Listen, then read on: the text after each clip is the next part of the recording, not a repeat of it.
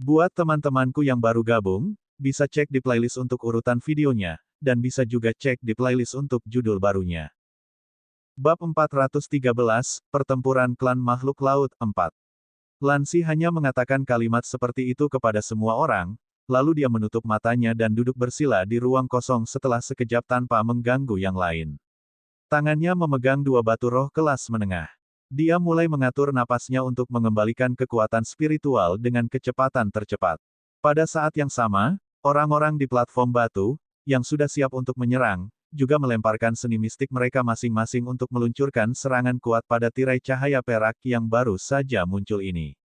Xin Yuan lah yang menyerang lebih dulu. Saat Lansi berbicara, tubuh Xin Yuan diselimuti oleh cahaya kuning samar. Dia melompat, memegang batang besi besar di tangannya, dan memukul di tengah tirai cahaya perak. Pada saat berikutnya, bayangan batang hitam yang tak terhitung jumlahnya berubah bentuk seperti bukit, menyerang tirai cahaya perak. Awan gelombang udara meledak terbuka di tirai cahaya, bergema melalui gua, dan samar-samar membentuk gelombang gelap dan angin kencang yang menyebar. Xin Yuan masih melambaikan tangannya dengan liar. Setelah otot tubuhnya bertambah besar, pola roh hitam samar-samar muncul dari permukaan tubuhnya. Saat sosok wanita klan skala emas bergerak, dia melayang ringan di udara. Dia membalik tangannya dan cermin kuno muncul di tangannya. Puff! Banyak titik cahaya kecil keluar dari cermin. Mereka berkumpul di udara dan mengembun menjadi pilar cahaya keemasan dalam sekejap, menembak tepat ke tirai cahaya perak dalam sekejap.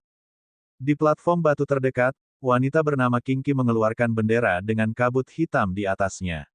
Dia melambai dengan liar. Kabut hitam yang tak terhitung jumlahnya melonjak keluar dan berubah menjadi binatang buas berwajah elang berwajah hantu. Mereka mengaduk gelombang angin aneh dan terbang menuju tirai cahaya perak. Pada saat ini, ada semburan pasir beterbangan di sisi lain platform batu. Itu juga bercampur dengan suara siulan, pou-pou. Beberapa orang dari klan makhluk laut memegang panah tulang raksasa, meluncurkan gelombang panah warna-warni dan meledakkan udara jauh seperti meteor. Gerakan mereka tidak tampak cepat, tetapi setiap serangan mereka membuat tirai cahaya perak bergetar. Kekuatannya luar biasa. Para penambang budak lainnya di tepi danau juga mengeluarkan kartu truf mereka saat ini dan bergabung dengan serangan itu.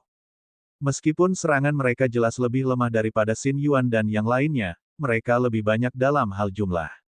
Ketika mereka semua menyerang sekaligus, itu tampak seperti awan kemerahan dengan 5 warna. Momentum mereka sebenarnya terlihat lebih besar. Dalam semburan suara ledakan, tirai cahaya perak akhirnya mulai terdistorsi menjadi kabur. Saat Liu Ming melihat ini, dia tidak lagi ragu-ragu. Dia mengguncang pergelangan tangannya tanpa mengucapkan sepatah kata pun.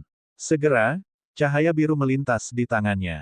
Dia menggunakan jarinya untuk menggambar pedang biru, menuangkan semua kekuatan spiritualnya ke dalamnya. Setelah pedang biru itu bergetar untuk beberapa saat, rasa dingin yang menusuk tulang terpancar keluar. Liu Ming mengguncang pergelangan tangannya dengan wajah tanpa ekspresi.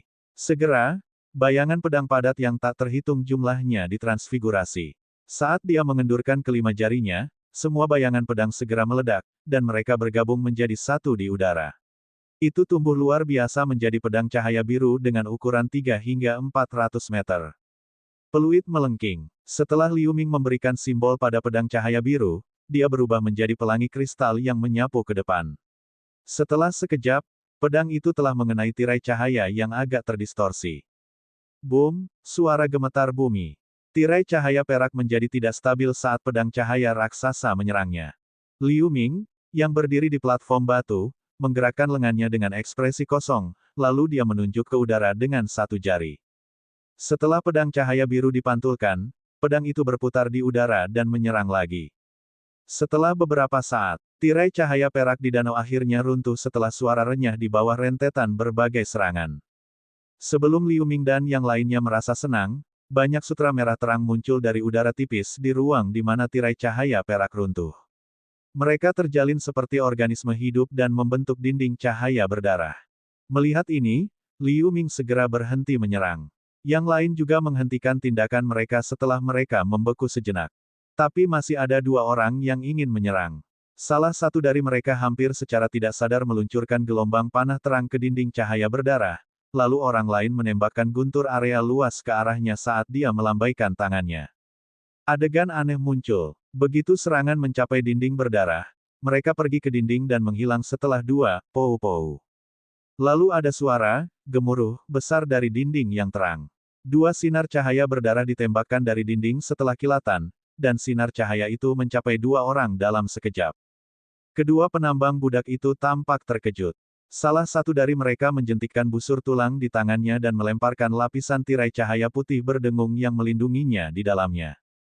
Yang lain membuka mulutnya dan menembakkan api merah ke sinar cahaya. Tetapi pada saat berikutnya, kedua sinar itu tiba-tiba menyebar dan berubah menjadi sutra berdarah yang lebat. Mereka menembus api merah dan tirai cahaya dalam sekejap, lalu mereka membungkus kedua orang itu dengan erat seperti kepompong berdarah. Keduanya berjuang mati-matian dalam kepompong berdarah, dan mereka berteriak keras. Namun, mereka tidak bisa lagi bergerak karena sutra berdarah yang tak berujung terus terjerat. Orang-orang di sebelah mereka ketakutan. Ketika mereka ingin membantu mereka, sutra berdarah tiba-tiba menegang. Kedua kepompong berdarah segera meledak di tempat, berubah menjadi dua kabut darah tebal. Bau berdarah segera memenuhi seluruh gua. Dinding cahaya berdarah kembali normal setelah beberapa kilatan. Apa-apaan ini? Apakah itu makhluk hidup? Semua ini terjadi hanya dalam beberapa detik, sehingga orang-orang di sekitar platform batu tidak bisa menahan napas dalam-dalam. Punggung mereka basah oleh keringat. Mereka diam-diam merasa beruntung karena tidak menyerang secara tiba-tiba, tetapi orang-orang yang dekat dengan kedua penambang itu bertanya dengan marah. Makhluk hidup apa? Ini hanya racun berdarah. Meskipun hal ini tidak mungkin untuk memiliki spiritualitas apapun, sekali diserang, secara naluriah dapat menyerang makhluk di dekatnya. Jika saya tidak disimpan di tempat ini untuk waktu yang lama, saya dapat dengan mudah menghancurkan benda ini dengan kekuatan senjata spiritual. Sekarang, saya hanya bisa berusaha lebih keras. Selain itu, saya telah memberitahu Anda dengan jelas bahwa saya akan menangani pesona lapisan ketiga. Karena mereka tidak mendengarkan, mereka dapat menyalahkan orang lain atas kesalahan mereka sendiri. Lan Xi, yang sedang duduk bersila, tiba-tiba membuka matanya dan mencibir sambil berkata perlahan. Setelah itu, dia berdiri. Sosoknya tiba-tiba menjadi kabur, dan dia muncul di depan dua orang klan makhluk laut yang berdiri berdampingan. Dia membuka telapak tangannya dan menggenggam tengkorak kepala keduanya secara tak terduga. Senior Lan, apa yang kamu lakukan? Kedua orang klan makhluk laut itu terkejut, tetapi mereka bisa bergerak seolah-olah berat mereka bertambah 1000 kilo. Mereka langsung berteriak. Apa yang aku lakukan? Tentu saja, saya mengambil jimat pembobol berdarah untuk membantu semua orang melarikan diri.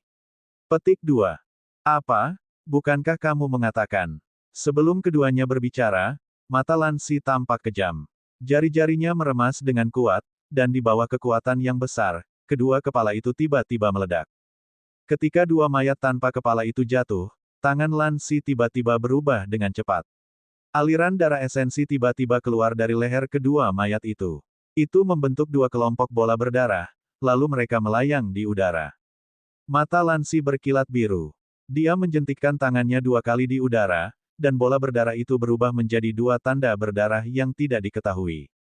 Saat dia membuat gerakan, mereka tumbuh menjadi ukuran selusin meter, dan mereka mulai berkedip liar. Xin Yuan terkejut ketika dia melihat adegan berdarah ini. Jika dia tidak mengatakan kata-kata, mengambil jimat pembobol berdarah untuk membantu semua orang melarikan diri, akan ada kekacauan lagi. Pada saat ini, Lan Xi tidak peduli dengan yang lain. 10 jarinya menjentikkan saat dia terus melantunkan mantra. Dua rune berdarah berubah menjadi dua pelangi berdarah dan meledak di dinding cahaya berdarah dalam sekejap. Setelah rune berdarah masuk ke dinding cahaya berdarah, permukaannya berkelebat tidak pasti. Setelah Lan Xi menunjuk ke udara, itu larut menjadi cairan berdarah. Di depan semua orang, celah ruang dengan panjang lebih dari 100 meter muncul. Itu sangat sempit, dan di dalamnya gelap gulita. Sementara semua orang sangat gembira, mereka semua ragu-ragu melihat celah ruang di depan mereka. Lan Xi tampaknya siap untuk ini, tetapi lengan bajunya menjentik, dan dia segera membuang bola tulang. Bola tulang berputar di depan celah ruang dan berubah menjadi boneka tulang kecil.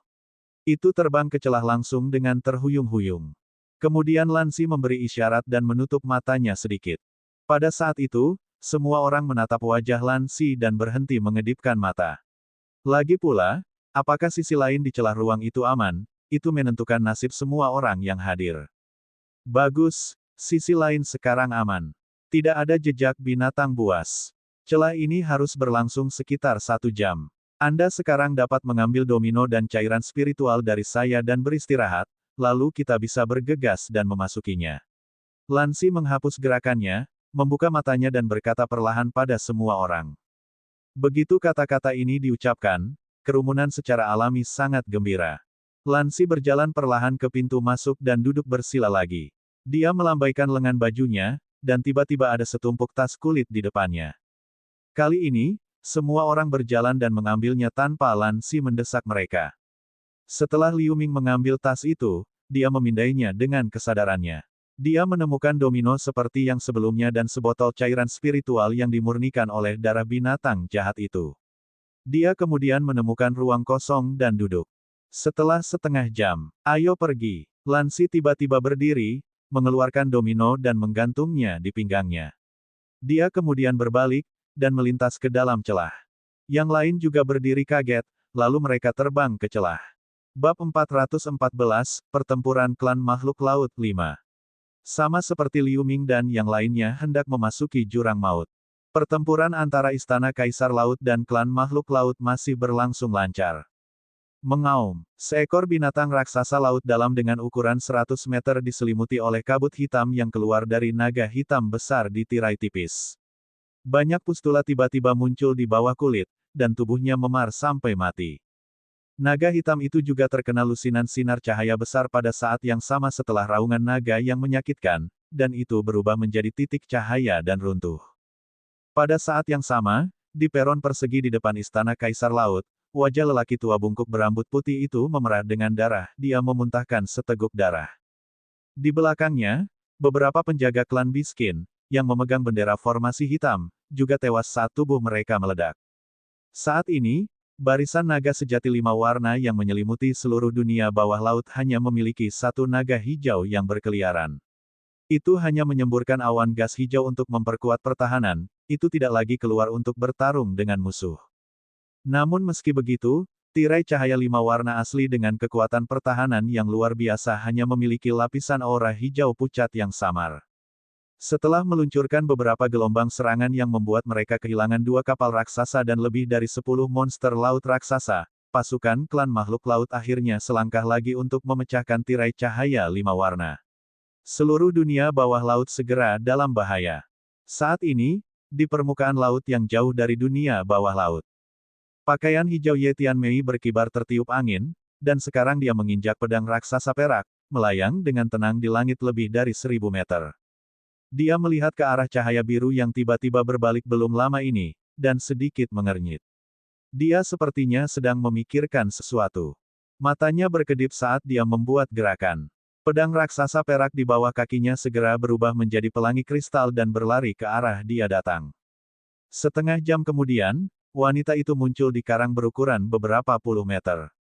Di depannya adalah seorang prajurit klan makhluk laut yang tidak sadarkan diri dengan baju besi biru. Ada trisula yang menembus batu tidak jauh dari sana. Saat ini, Ye Tianmei sedang menekan tangan giok yang memancarkan cahaya perak di kepala prajurit klan makhluk laut. Dia kemudian menutup matanya sambil melantunkan mantra. Beberapa saat kemudian, wajah prajurit klan makhluk laut berubah. Dengan ledakan teredam, kepala tiba-tiba meledak terbuka. Tapi permukaan tubuh Ye Tianmei memantulkan hal-hal merah dan putih yang memercik padanya saat cahaya perak melintas. Tubuhnya tidak terkontaminasi sama sekali. Mereka sebenarnya memilih untuk menyerang sarang Raja Siren saat ini, klan makhluk laut benar-benar tidak terduga, tetapi ini adalah kesempatan bagiku. Ye Tianmei berdiri, melihat ke arah Istana Kaisar Laut. Dia bergumam pada dirinya sendiri. Kemudian dia mengangkat tangannya dan melepaskan bola api.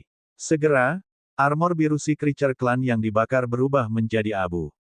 Kemudian, dia berubah menjadi cahaya perak dan terbang menuju Istana Kaisar Laut dengan tenang. Naga mengaum. Seekor naga raksasa hijau naik ke langit dari tirai cahaya hijau pucat. Setelah berputar di udara, ia menyerbu ke arah perahu raksasa di depan. Tepat ketika naga raksasa dan perahu raksasa bertabrakan, naga raksasa itu memancarkan cahaya hijau yang menyilaukan, lalu gelombang fluktuasi ruang yang tampaknya mampu menghancurkan dunia menyebar. Setelah suara berderak yang menghancurkan bumi, lapisan tirai cahaya biru tua muncul di atas perahu raksasa, kemudian matahari hijau dan biru muncul di depan perahu raksasa. Itu berubah menjadi lingkaran cahaya dan melonjak pergi. Tirai cahaya biru tua di permukaan kapal raksasa hanya bisa bertahan selama beberapa detik, lalu pecah dalam ledakan. Ketika lampu hijau menghilang, orang-orang dari klan makhluk laut di atas kapal raksasa lainnya menemukan bahwa naga hijau raksasa dan kapal raksasa menghilang pada saat yang sama, hanya menyisakan area kehancuran yang luas. Banyak prajurit klan makhluk laut bahkan berubah menjadi abu secara langsung oleh ledakan yang mengejutkan itu. Pada saat yang sama, tirai lampu hijau juga runtuh setelah naga hijau itu meledak. Di peron persegi di depan istana Kaisar Laut, saat tim terakhir klan Biskin yang memegang bendera formasi hijau berubah menjadi awan kabut darah, lelaki tua bungkuk yang berdiri di tengah peron tiba-tiba mundur beberapa langkah. Dia mendongak dan menyemburkan beberapa suap darah ke udara. Dia jatuh di platform tinggi dengan keadaan lemah. Auranya menjadi kabur, dan dia tidak bisa lagi berdiri.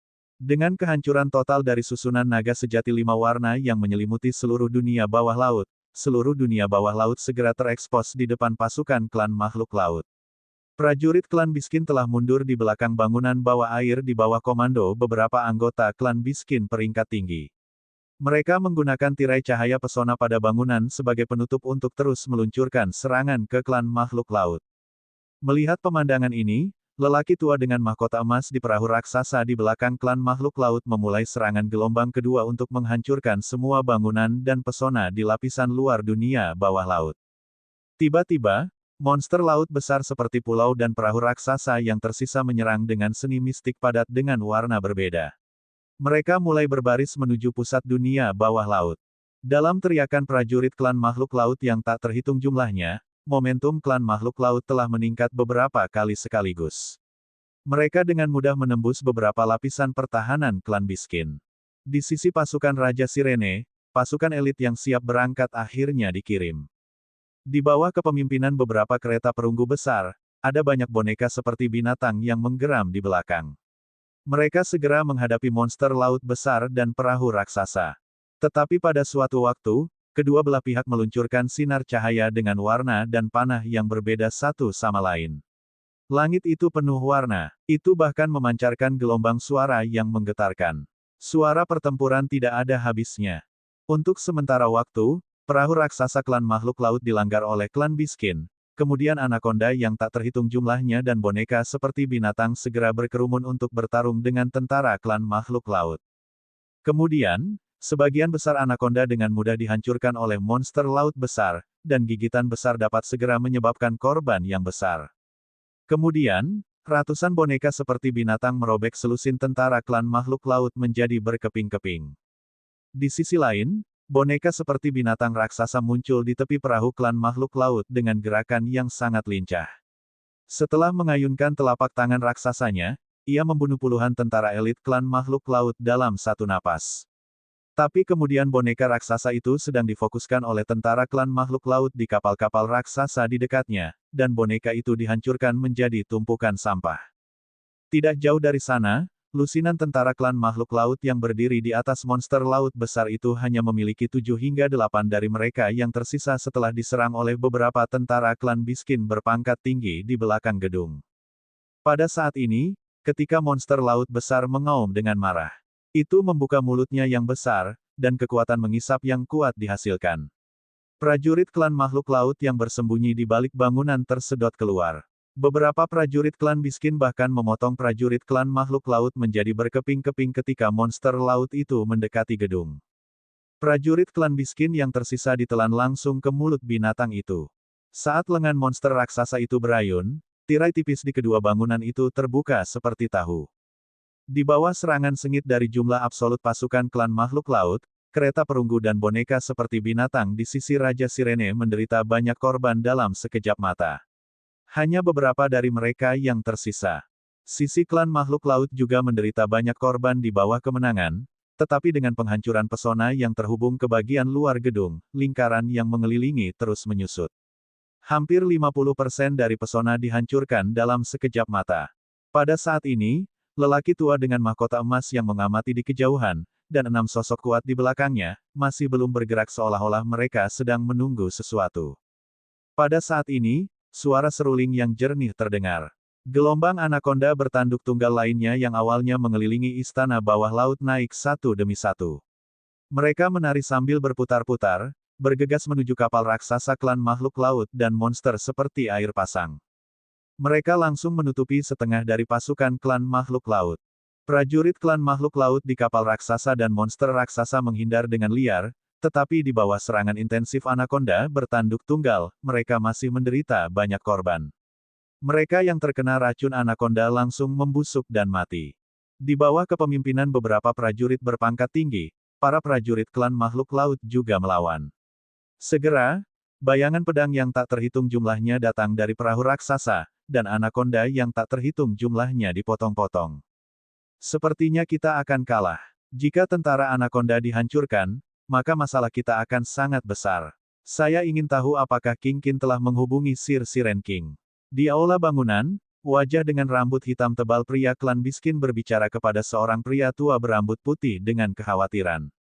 King Qin sebelumnya telah berkomunikasi dengan saya. Sepertinya dia telah menghubungi Sir Siren King, dan dia bergegas kembali ke sini. Kami hanya bisa mengambil lompatan keyakinan untuk berjuang untuk waktu yang cukup. Saya harap Sir Siren King tidak akan kembali terlambat.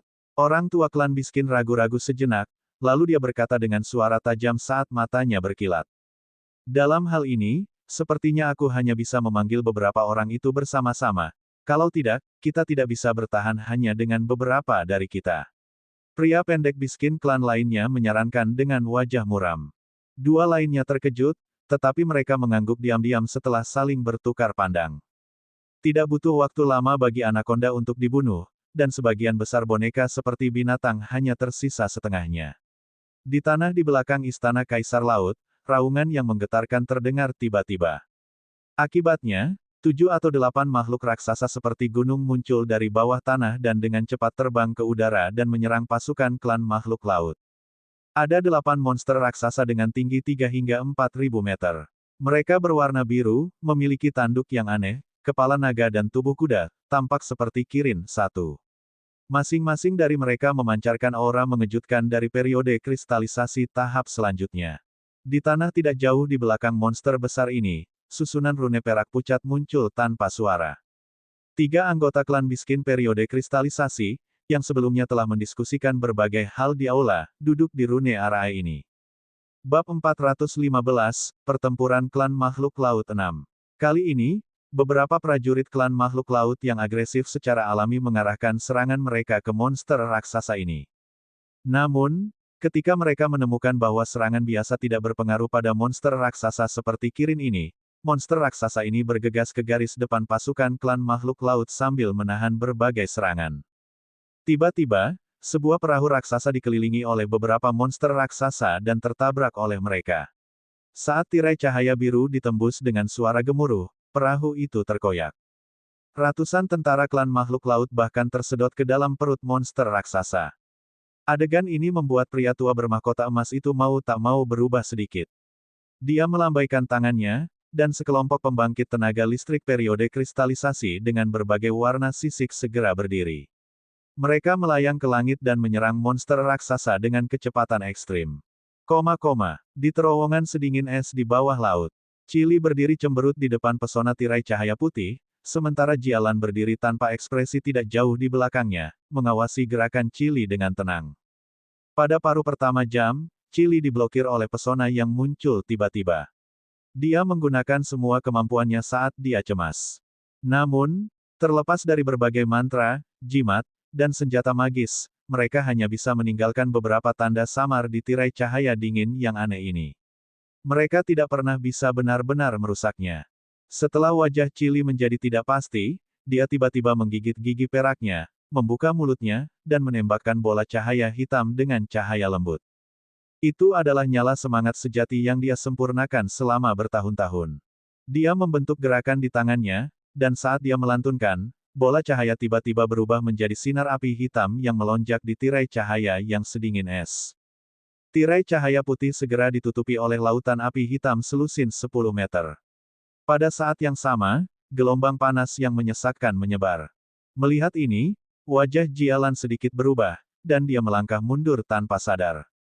Saat tirai cahaya putih terbakar dengan ganas, rune misterius muncul dan beredar di permukaannya, mati-matian menahan erosi api roh yang sebenarnya. Melihat ini, Chili segera memberikan simbol untuk mengirimkan kekuatan spiritual ke dalam api, meningkatkan kekuatannya. Setelah suara teredam, tirai es akhirnya terbuka dalam nyala api dan menghilang di udara. Chili melirik es yang retak di tanah, lalu dia mendongak dan menemukan terowongan kristal di balik tirai tipis. Dinding terowongan ini sama seperti terowongan sebelumnya yang mereka masuki. Sekelilingnya memiliki lapisan es, tetapi hanya sedikit lebih tebal dari sebelumnya. Begitu mereka mendekat, rasa dingin yang menusuk tulang datang ke wajah mereka. Di ujung terowongan, pintu masuk ke gua es samar-samar bisa dilihat. Ayo pergi. Ada kilatan kegembiraan di wajah Chili. Dia memerintahkan tanpa menoleh, lalu dia berjalan ke depan. Jialan mengikutinya diam-diam. Terowongan itu tidak panjang. Setelah beberapa saat, keduanya melangkah ke dalam gua es dengan ukuran akre. Jialan melihat sekeliling. Akhirnya, dia melihat es di tengah dan wanita dengan kostum istana disegel di dalamnya. Setelah otot-otot wajahnya sedikit berkedut, ada kilatan kegembiraan di kedalaman pupil matanya. Sosoknya bergerak dan berkibar menuju es. Tetapi pada saat ini, semburan suara mendengung tiba-tiba muncul. Di belakang es, sebuah arai berukuran sekitar 10 meter yang ditanam sejak lama tiba-tiba menyala, menyebabkan gelombang fluktuasi ruang di sekitarnya. Dalam kilatan cahaya, seorang pemuda tampan berjubah putih muncul di tengah lingkaran. Itu adalah Raja Sirene sendiri. Begitu pemuda itu muncul, matanya menatap Chili tanpa ekspresi. Sosok Chili berhenti, dan dia berdiri di tanah. Wajahnya pucat. Jialan juga terkejut. Matanya dipenuhi ketakutan. Bicaralah, mengapa kamu mengkhianatiku? Raja Sirene baru saja bertanya pada wanita berbaju merah, tetapi matanya menatap wanita di es, mengungkapkan kehangatan yang langka. Hehe, khianati, ini benar-benar tidak terduga. Pada akhirnya, usahaku sia-sia. Chili menatap pemuda berjubah putih di depannya dengan wajah kosong dan bergumam pada dirinya sendiri. Dia tiba-tiba menertawakan dirinya sendiri dengan ringan, lalu dia tertawa liar sambil melihat ke atas. Senyumnya memiliki sedikit kesedihan, membuat Jialan yang berada di belakangnya merasa putus asa. Saat pemuda berjubah putih mendengar kata-kata itu, dia sedikit mengernyit. Dia menatap wanita itu lagi dengan matanya yang berkedip, tetapi dia tidak berbicara lagi. Dia menunggunya untuk membalas. Chili tiba-tiba menghentikan tawanya dan menghela nafas, lalu berkata dengan ekspresi dingin, Chili awalnya bukan iblis siapa-siapa. Saya mengembara di wilayah laut, dan saya menjauhkan diri dari dunia. Setelah saya berkultivasi ke periode kristalisasi setelah 1000 tahun, saya bergabung dengan pasukan Sir Siren King untuk mendapatkan lebih banyak sumber daya. Namun, tahukah Anda bahwa saya telah jatuh cinta pada Tuan saat pertama kali bertemu dengan Anda? Tidak lama kemudian, saya diam-diam membuat sumpah. Bahkan jika kultivasi saya tidak akan berkembang lagi, saya akan membantu Anda mencapai keadaan pelet sejati. Selama bertahun-tahun, saya membantu Anda mencari harta karun, mengikuti Anda untuk menjelajahi jurang, membunuh orang-orang klan makhluk laut untukmu, pergi ke berbagai pulau untuk menangkap para penambang budak yang memenuhi persyaratan, membantu Anda mengembangkan kekuatan Anda. Omong-omong, suara Chili tiba-tiba berhenti. Wajahnya tiba-tiba berubah menjadi ekspresi dendam, lalu dia melanjutkan dengan galak, tapi Tuan Siren, Anda memperlakukan saya seperti bukan siapa-siapa. Kecuali untuk memberikan misi kepada saya, Anda tidak pernah memanggil saya secara pribadi. Anda bahkan tidak melihat wajah saya. Saya membantu Anda melawan banyak pertempuran, dan membuat diri saya terluka parah, tetapi saya tidak pernah mendapatkan perawatan Anda. Anda malah menyukai mayat hidup ini. Apakah saya, Chili, tidak cukup cantik? Tidak, Andalah yang berdarah dingin, kamu terlalu tidak punya hati.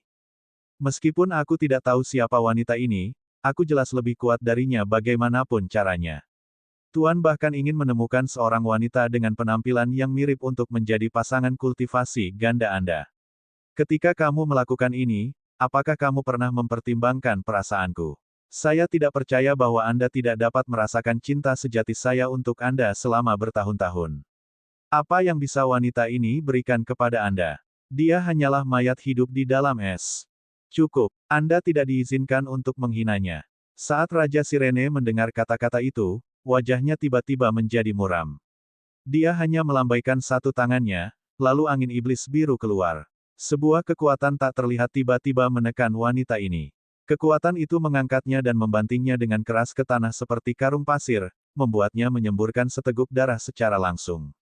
Kamu tidak ingin aku mengatakannya, aku akan terus mengatakannya.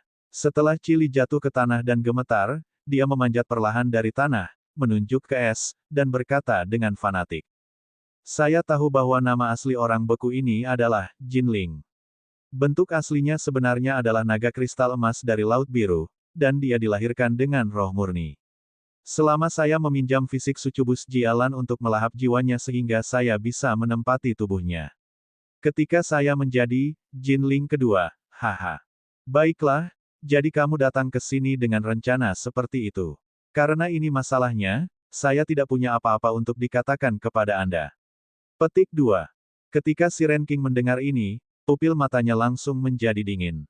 Aura hijau muncul di wajahnya saat dia berkata perlahan. Kemudian dia meledak dengan aura yang sangat besar.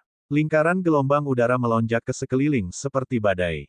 Dia melintas dan muncul di depan Chili, jubah putihnya bergetar. Dengan suara teredam, Chili, yang tidak menghindar, mengambil telapak tangannya. Tubuhnya runtuh dan berubah menjadi kabut darah, dan awan gas hitam keluar dari sana. Ini adalah inti dari penggarap biskin periode kristalisasi ini, Chili. Raja Sirene mengangkat satu tangannya dan membuka telapak tangannya. Gas hitam tersedot ke telapak tangannya, membuatnya tidak bisa bergerak. Pada saat ini, Siren King melirik udara hitam yang berjuang mati-matian di tangannya, tetapi ada ekspresi aneh di matanya. Setelah beberapa saat, dia berkata dengan ringan. Kau benar, dia memang Jinling, tapi dia bukan kekasihku, dia adikku. Alasan mengapa saya dapat mencapai satu-satunya negara pelet nyata di wilayah laut adalah dengan meminjam inti iblis yang ditinggalkan olehnya. Jika Anda membuat kesalahan lain, saya bisa memaafkan Anda. Tapi kamu bermaksud untuk menyentuhnya, maka jangan salahkan aku karena kejam. Begitu pria muda berjubah putih itu berkata, dia mencengkeram kelima jarinya, dan cahaya biru yang menyilaukan meledak di telapak tangannya. Setelah teriakan dari seorang wanita, gas hitam itu langsung berubah menjadi asap hijau dan menghilang. Seorang kultivator klan Biskin di periode kristalisasi membuat jiwanya tersingkir dengan mudah. Raja Sirene menghela nafas setelah melakukan semua ini, lalu dia berbalik untuk melihat tempat di mana Jialan berada. Pada saat ini, Jialan diam-diam mundur ke gua es sementara Chili sedang berbicara dengan pemuda berjubah putih. Ketika dia melihat Siren King meliriknya, wajahnya sangat berubah. Dia membentuk gerakan, dan beberapa sinar menyilaukan meledak. Sosoknya yang anggun berubah bentuk menjadi selusin fantasi di bawah gelombang riak, dan semuanya meledak ke dalam terowongan. Jialan tiba-tiba menggunakan fisik sucubus saat dia putus asa, dan dia tidak ragu untuk mengerahkan kekuatan spiritualnya secara maksimal, berencana untuk melarikan diri seperti ini. Namun pada saat berikutnya, sosok Siren King hanya berkedip, lalu tubuhnya melewati riak tanpa tanda-tanda. Dia melambaikan tangannya yang memancarkan cahaya biru, dan bayangan yang memiliki aura yang sama dengan tubuh aslinya bubar. Tubuh asli Jialan tertangkap olehnya. Kemudian pria muda berjubah putih, memegang wanita itu di satu tangan, kembali ke lokasi berdiri sebelumnya setelah sekejap. Senior Lan, Junior tidak tahu apa-apa sebelumnya, dan saya belum melakukan apapun. Chili memaksaku melakukan semua ini. Tubuh Jialan benar-benar tertahan oleh kekuatan tak terlihat. Meskipun dia ketakutan, dia malah berkata dengan cepat. Bab 416, Pertempuran Klan Makhluk Laut 7.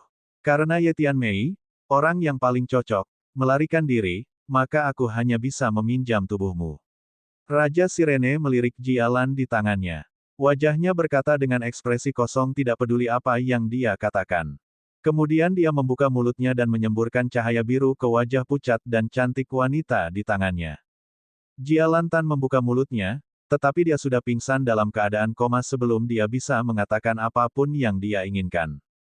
Pada saat ini, pria muda berjubah putih membawa wanita itu ke depan es, mengulurkan tangannya yang lain, dan dengan lembut menyentuh wajah wanita itu melintasi es.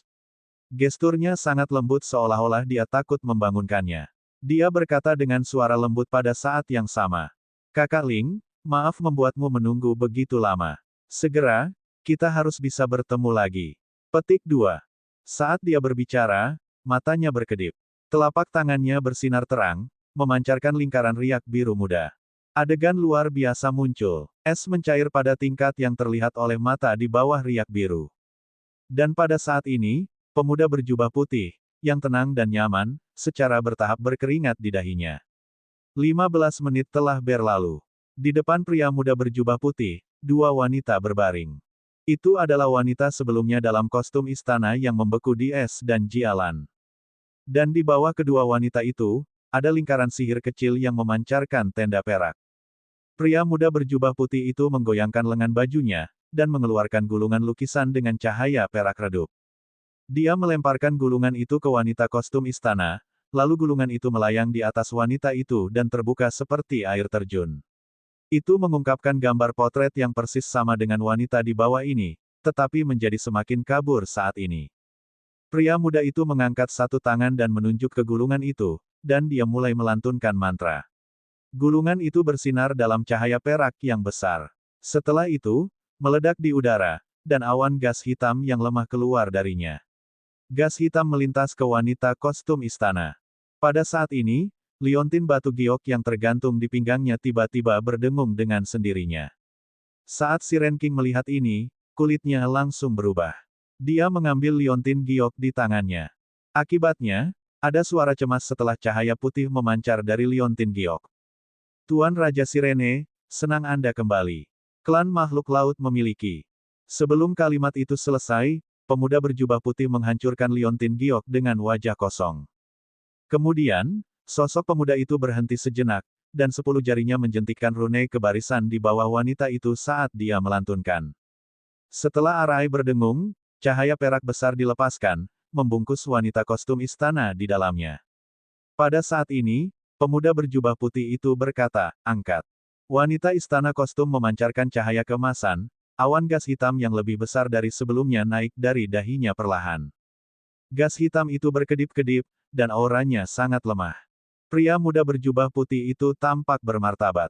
Dia mengulurkan jari telunjuk dan menjentikkannya dengan hati-hati untuk mengarahkannya ke Jialan di samping. Ketika gas hitam akhirnya mencapai dahi Jialan, pria muda berjubah putih itu juga menunjuk ke arahnya dengan ringan. Kemudian gas hitam melintas ke dahi Jialan. Pada saat ini, Raja Sirene segera melantunkan. Sebuah jimat emas terbang keluar dari tubuhnya. Setelah sekejap, itu menempel di dahi Jialan, berkedip dalam cahaya keemasan samar. Kemudian tubuh Jialan sedikit gemetar. Dia duduk dalam posisi bersila.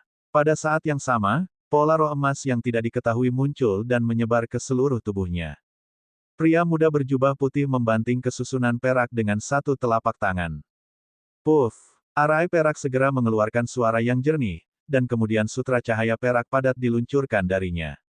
Setelah mengelilingi Jialan di tengah, sutra segera membungkusnya menjadi kepompong perak setinggi 10 meter. Setelah melakukan semua ini, pemuda berjubah putih itu merasa lega. Dia bergumam pada dirinya sendiri, jiwa wanita ini telah ditekan oleh jimat dan susunan ini. Dengan cara ini, saya akan segera dapat melihat Sister Ling. Tapi sayangnya, aku tidak bisa menemukan tubuh yang sempurna untukmu. Setelah mengatakan ini, pemuda itu akhirnya melirik Jialan dengan tatapan nostalgia. Dia menjentikkan lengan bajunya dan menghilang tiba-tiba. Pada saat ini, di bawah situasi Raja Klan Makhluk Laut dan 6 negara pelet Sudo tidak mengambil tindakan, Klan Makhluk Laut berada di atas angin dalam perang. Mereka akhirnya mempersempit pengepungan menjadi hanya beberapa mil dari Istana Kaisar Laut. Di sisi pasukan Raja Sirene, setelah beberapa pembangkit tenaga periode kristalisasi memanggil monster raksasa seperti Kirin dengan 8 kepala naga, mereka bekerja sama dengan 4 boneka raksasa dan melawan pasukan Klan Makhluk Laut tanpa mundur. Suara keras, booming. Di sisi Istana Kaisar Laut, sebuah boneka raksasa dengan tinggi ribuan meter memblokir serangan gabungan dari perahu raksasa dan tentara klan makhluk laut pada monster raksasa itu saat tangan kiri boneka itu menjadi kabur. Kedua matanya kemudian melirik ke garis depan dan memancarkan sinar cahaya keemasan yang menyilaukan ke arah prajurit klan makhluk laut. Peluit yang menusuk telinga terdengar. Cahaya pedang putih pekat segera melonjak keluar dari bilah raksasa di lengan kiri boneka itu, berubah menjadi lautan bilah putih dan membanjiri perahu raksasa. Perahu raksasa itu hanya bisa bersinar sedikit, lalu berubah menjadi tumpukan sampah setelah teredam suara di lautan pedang. Prajurit klan makhluk laut diiris-iris dan berubah menjadi lapisan kabut darah sebelum mereka bisa berteriak. Di bawah cahaya keemasan, meskipun monster laut besar itu tidak bisa membuka matanya juga, dia membuat raungan marah ke arah langit. Di bawah dorongan nalurinya, ia menutupi tubuhnya dengan sisik yang memancarkan lingkaran cahaya samar. Di bawah gelombang lautan pedang, itu nyaris tidak memblokir serangan setelah gelombang suara logam. Tapi prajurit klan makhluk laut yang berdiri di atasnya tidak seberuntung itu. Meskipun sebagian besar cahaya pedang ditentang oleh monster laut raksasa di bawah kaki mereka, mereka yang terkena cahaya sedikit pun segera dipotong-potong. Hanya dalam beberapa detik, tentara klan makhluk laut di punggungnya tersapu. Ketika monster raksasa itu membuka mata raksasa itu, ia melihat bahwa boneka raksasa di depannya sudah sampai di depannya. Bilah raksasa itu sudah berada di atas monster laut, dan itu menebang dengan momentum yang besar. Dengan suara teredam, monster laut raksasa itu ditebas menjadi dua di bawah satu pedang raksasa. Aura pelindung tubuhnya tidak bisa menahan diri di hadapan 1000 kg pisau raksasa. Setelah itu, boneka raksasa itu mengangkat kakinya lagi, dan dengan suara gemuruh yang memekakkan telinga, ia kembali ke posisi semula. Di ruang rahasia di kepala boneka yang diubah oleh bangunan, beberapa prajurit klan Biskin dengan pola roh terukir di wajah mereka terus-menerus mengganti batu roh bekas yang hanya memiliki cahaya redup dengan batu roh kelas atas di tangan mereka. Mengaum. Di sisi lain, monster raksasa seperti Kirin terbang menuju perahu raksasa pasukan klan makhluk laut seperti gelombang yang kuat. Itu berubah menjadi cahaya kristal biru yang mengalir dengan kecepatan kilat. Setelah suara tabrakan yang keras, perahu raksasa itu hancur berkeping-keping, dan para prajurit di atasnya jatuh seperti hujan. Monster raksasa seperti Kirin berhenti tiba-tiba, berbalik, dan menyemburkan bola api biru besar yang meledak menjadi api biru yang tak terhitung jumlahnya. Banyak tentara terbungkus oleh cahaya biru yang aneh setelah menyentuh api biru, dan mereka dibakar menjadi abu. Melihat serangan yang begitu mencengangkan, para prajurit klan makhluk laut yang jatuh dari perahu raksasa ke tanah dan selamat secara kebetulan tampak sangat pucat. Di hadapan bola api biru lain yang diluncurkan oleh monster raksasa, ekspresi putus asa muncul di wajah mereka. Saat itu, ada sosok yang bergerak cepat di belakangnya. Sesosok tiba-tiba muncul di depan beberapa orang. Itu adalah periode kristalisasi kemudian pembangkit tenaga listrik klan makhluk laut dengan sisik hijau di wajahnya. Begitu orang ini muncul di sini, dia membentuk gerakan dengan geraman. Banyak bintik merah muncul di udara di dekatnya, lalu tiba-tiba bertambah besar dan berubah menjadi teratai hijau seukuran telapak tangan yang berputar cepat. Mereka memancarkan gelombang hisap yang tak terlihat. Api biru bertabrakan dengan teratai dan menghilang di bawah traksi seperti ngengat yang melesat ke dalam api. Pada saat ini, beberapa suara siulan keluar. Di sebelah pembangkit tenaga klan makhluk laut ini, ada 3 pembangkit tenaga listrik lainnya.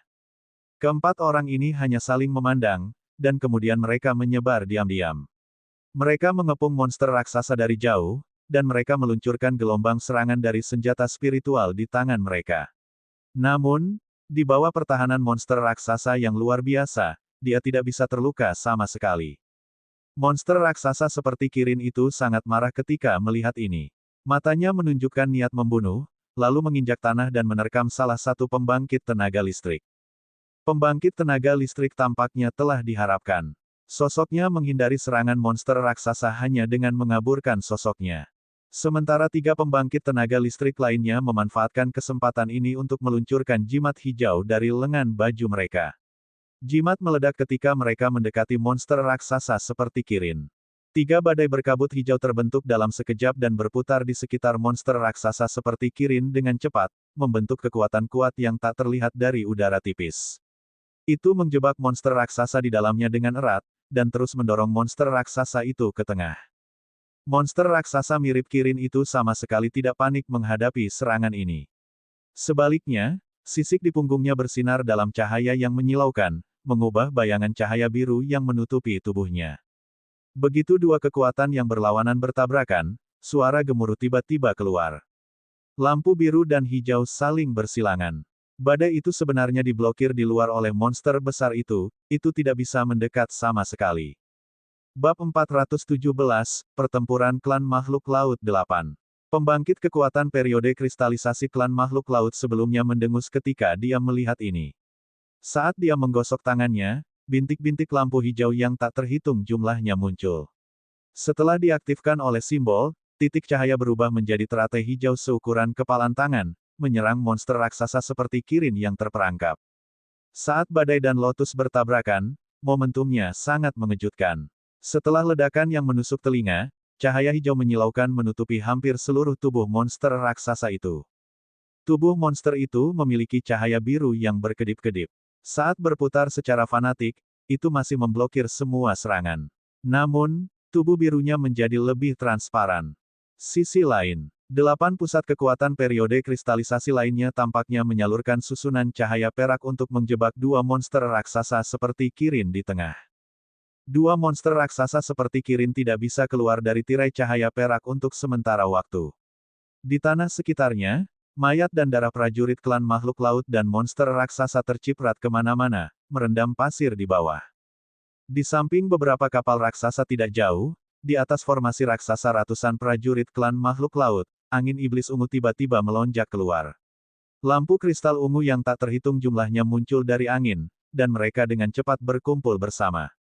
Dalam sekejap mata, tombak es ungu sepanjang 1000 meter muncul dari udara tipis, dan di bawah penyaluran prajurit klan makhluk laut di bawah, itu diluncurkan ke monster raksasa seperti Kirin yang terperangkap. Tombak es melintas dan berubah menjadi pelangi ungu yang menghilang ke udara. Pada saat berikutnya, tombak es ungu meledak ke monster raksasa setelah fluktuasi ruang. Ledakan yang menghancurkan bumi. Begitu cahaya ungu menyala, tombak es kristal menembus tubuh monster raksasa seperti Kirin seperti kilat dan meledak. Monster raksasa itu bergidik, lalu meraung marah ke langit. Lubang besar di tubuhnya dengan cepat menutup dengan kecepatan yang terlihat dengan mata telanjang seolah-olah tidak pernah terluka. Tapi tubuhnya menjadi transparan, dan auranya jauh lebih lemah dari sebelumnya. Adegan yang sama juga terjadi di pengepungan tentara klan makhluk laut di tempat lain. Di bawah keunggulan jumlah absolut, klan makhluk laut menggunakan 3 hingga 4 pembangkit tenaga periode kristalisasi untuk menghadapi monster raksasa seperti Kirin, dan para prajurit di belakang menyalurkan barisan untuk mendukung. Kekuatan besar monster raksasa seperti Kirin terkuras dengan cepat. Adapun boneka raksasa 4000 meter di sekitar istana Kaisar Laut, mereka sepertinya tidak bisa pergi jauh dari istana. Mereka pada dasarnya diabaikan kecuali ada beberapa tentara yang melancarkan serangan jarak jauh ke arah mereka. Pada saat yang sama, di langit kelabu yang tak berujung, tidak ada satupun awan yang aneh. Sebaliknya, kabut hitam berjatuhan tanpa batas. Itu memenuhi seluruh langit, memberikan rasa depresi yang berat. Di bawah langit, di tanah tandus dan kering, sepertinya tidak ada apa-apa selain batu hitam yang kasar. Liu Ming dan yang lainnya terbang di dataran rendah di sini. Pada saat ini, mereka telah berada di jurang ini untuk sementara waktu. Mereka berada puluhan mil jauhnya dari simpul yang menghubungkan urat mineral laut dalam. Ketika mereka masuk, mereka menemukan bahwa ada cekungan yang dalam di tengahnya. Itu benar-benar seperti yang dikatakan Lansi, mereka tidak menemukan satupun sosok binatang buas. Tidak butuh waktu lama bagi semua orang untuk masuk, dan celah ruang yang aneh menghilang dengan aneh. Pada saat itu, Lansi mengeluarkan senjata spiritual cakram, memberi isyarat kepada semua orang untuk mengikuti, lalu memimpin untuk lepas landas. Liu Ming dan yang lainnya hanya bisa mengikuti terlebih dahulu, dan mereka mengaktifkan domino di sekitar pinggang mereka untuk membentuk tirai cahaya abu-abu putih untuk menutupi diri mereka dari erosi gas jahat. Mereka pergi sepanjang jalan dengan cukup lancar. Setidaknya sejauh ini, mereka tidak menghadapi bahaya apapun. Hal ini membuat banyak orang yang awalnya khawatir menjadi lega. Mereka juga memiliki sedikit kepercayaan pada Lansi. Liu Ming tampak tenang di wajahnya, tetapi dia menjadi lebih berhati-hati di dalam hatinya. Ia tidak segan-segan melepaskan sebagian kekuatan spiritualnya untuk selalu waspada terhadap segala gerakan yang ada di sekitarnya. Pada saat yang sama, di tangannya, sudah ada dua batu roh yang luar biasa, memulihkan kekuatan spiritual yang dia konsumsi. Itu untuk menjaga dirinya dalam kondisi terbaik setiap saat. Dilihat dari pengalaman hidup dan matinya sebelumnya, semakin besar kemungkinannya untuk mati ketika itu pada saat ini. Bagaimanapun, jurang maut ini bukanlah tempat yang baik. Dia adalah orang pertama yang tidak percaya bahwa mereka dapat dengan mudah menemukan simpul lain dan melarikan diri dengan aman. Di dalam tim, Xin Yuan dan beberapa lainnya masih terlihat serius, yang sangat berbeda dari yang lain. Tapi apa yang Liu Ming tidak tahu adalah bahwa bukan hanya dia, bahkan Lan Xi, yang selalu melihat piringan di tangannya di depannya, juga diam-diam mencibir. Dia juga diam-diam mengingat Xin Yuan dan yang lainnya di benaknya. Setelah mereka berjalan ke depan untuk beberapa saat, Lan Xi tiba-tiba berhenti. Setelah melihat ke depan sejenak, dia tiba-tiba berkata dengan ringan. Ini sebenarnya adalah laut binatang jahat. Kalian semua minum cairan spiritual sekarang dan berhenti bergerak. Semua orang terkejut, menghentikan tubuh mereka, dan mendarat di tanah. Mereka dengan cepat mengeluarkan botol cairan spiritual yang diekstraksi oleh Lan Xi dari darah esensi binatang buas. Liu Ming juga mengeluarkan labu hitam, mencabut labu penghenti, dan minum seperti orang lain. Tiba-tiba, cairan berbau busuk yang kental mengalir ke perut mereka dan berubah menjadi rasa kesejukan. Dengan cepat menyebar ke anggota badan. Cairan spiritual dalam labu ini telah diperiksa berkali-kali oleh para penambang budak. Setelah menyerap dan memastikan bahwa itu benar-benar tidak ada salahnya, sekarang mereka hanya berani mengkonsumsinya. Pada saat berikutnya, Liu Ming merasakan aura seperti binatang buas yang memancar dari pori-pori tubuhnya, dan kulitnya berubah menjadi lapisan warna abu-abu seperti kulit mati. Itu sama untuk semua orang. Semuanya memancarkan aura binatang jahat. Liu Ming tercengang. Jika dia tidak melihatnya dengan matanya sendiri, itu akan terasa seperti hari ketika dia dikelilingi oleh gerombolan binatang buas. Pada saat ini, semua orang melihat kabut abu-abu yang tiba-tiba muncul di kejauhan. Semua orang merasa cemas dan takut. Sebelumnya, di sepanjang jalan, semua orang juga menemukan beberapa gerombolan binatang buas, tetapi kebanyakan dari mereka bukanlah jumlah yang besar. Hanya ada 11 hingga 12 binatang jahat, dan level tertinggi hanyalah tahap menengah keadaan kondensasi. Oleh karena itu, semua orang tidak mengkonsumsi cairan spiritual pada saat itu, tetapi mereka hanya bekerja sama untuk menangani binatang buas ini.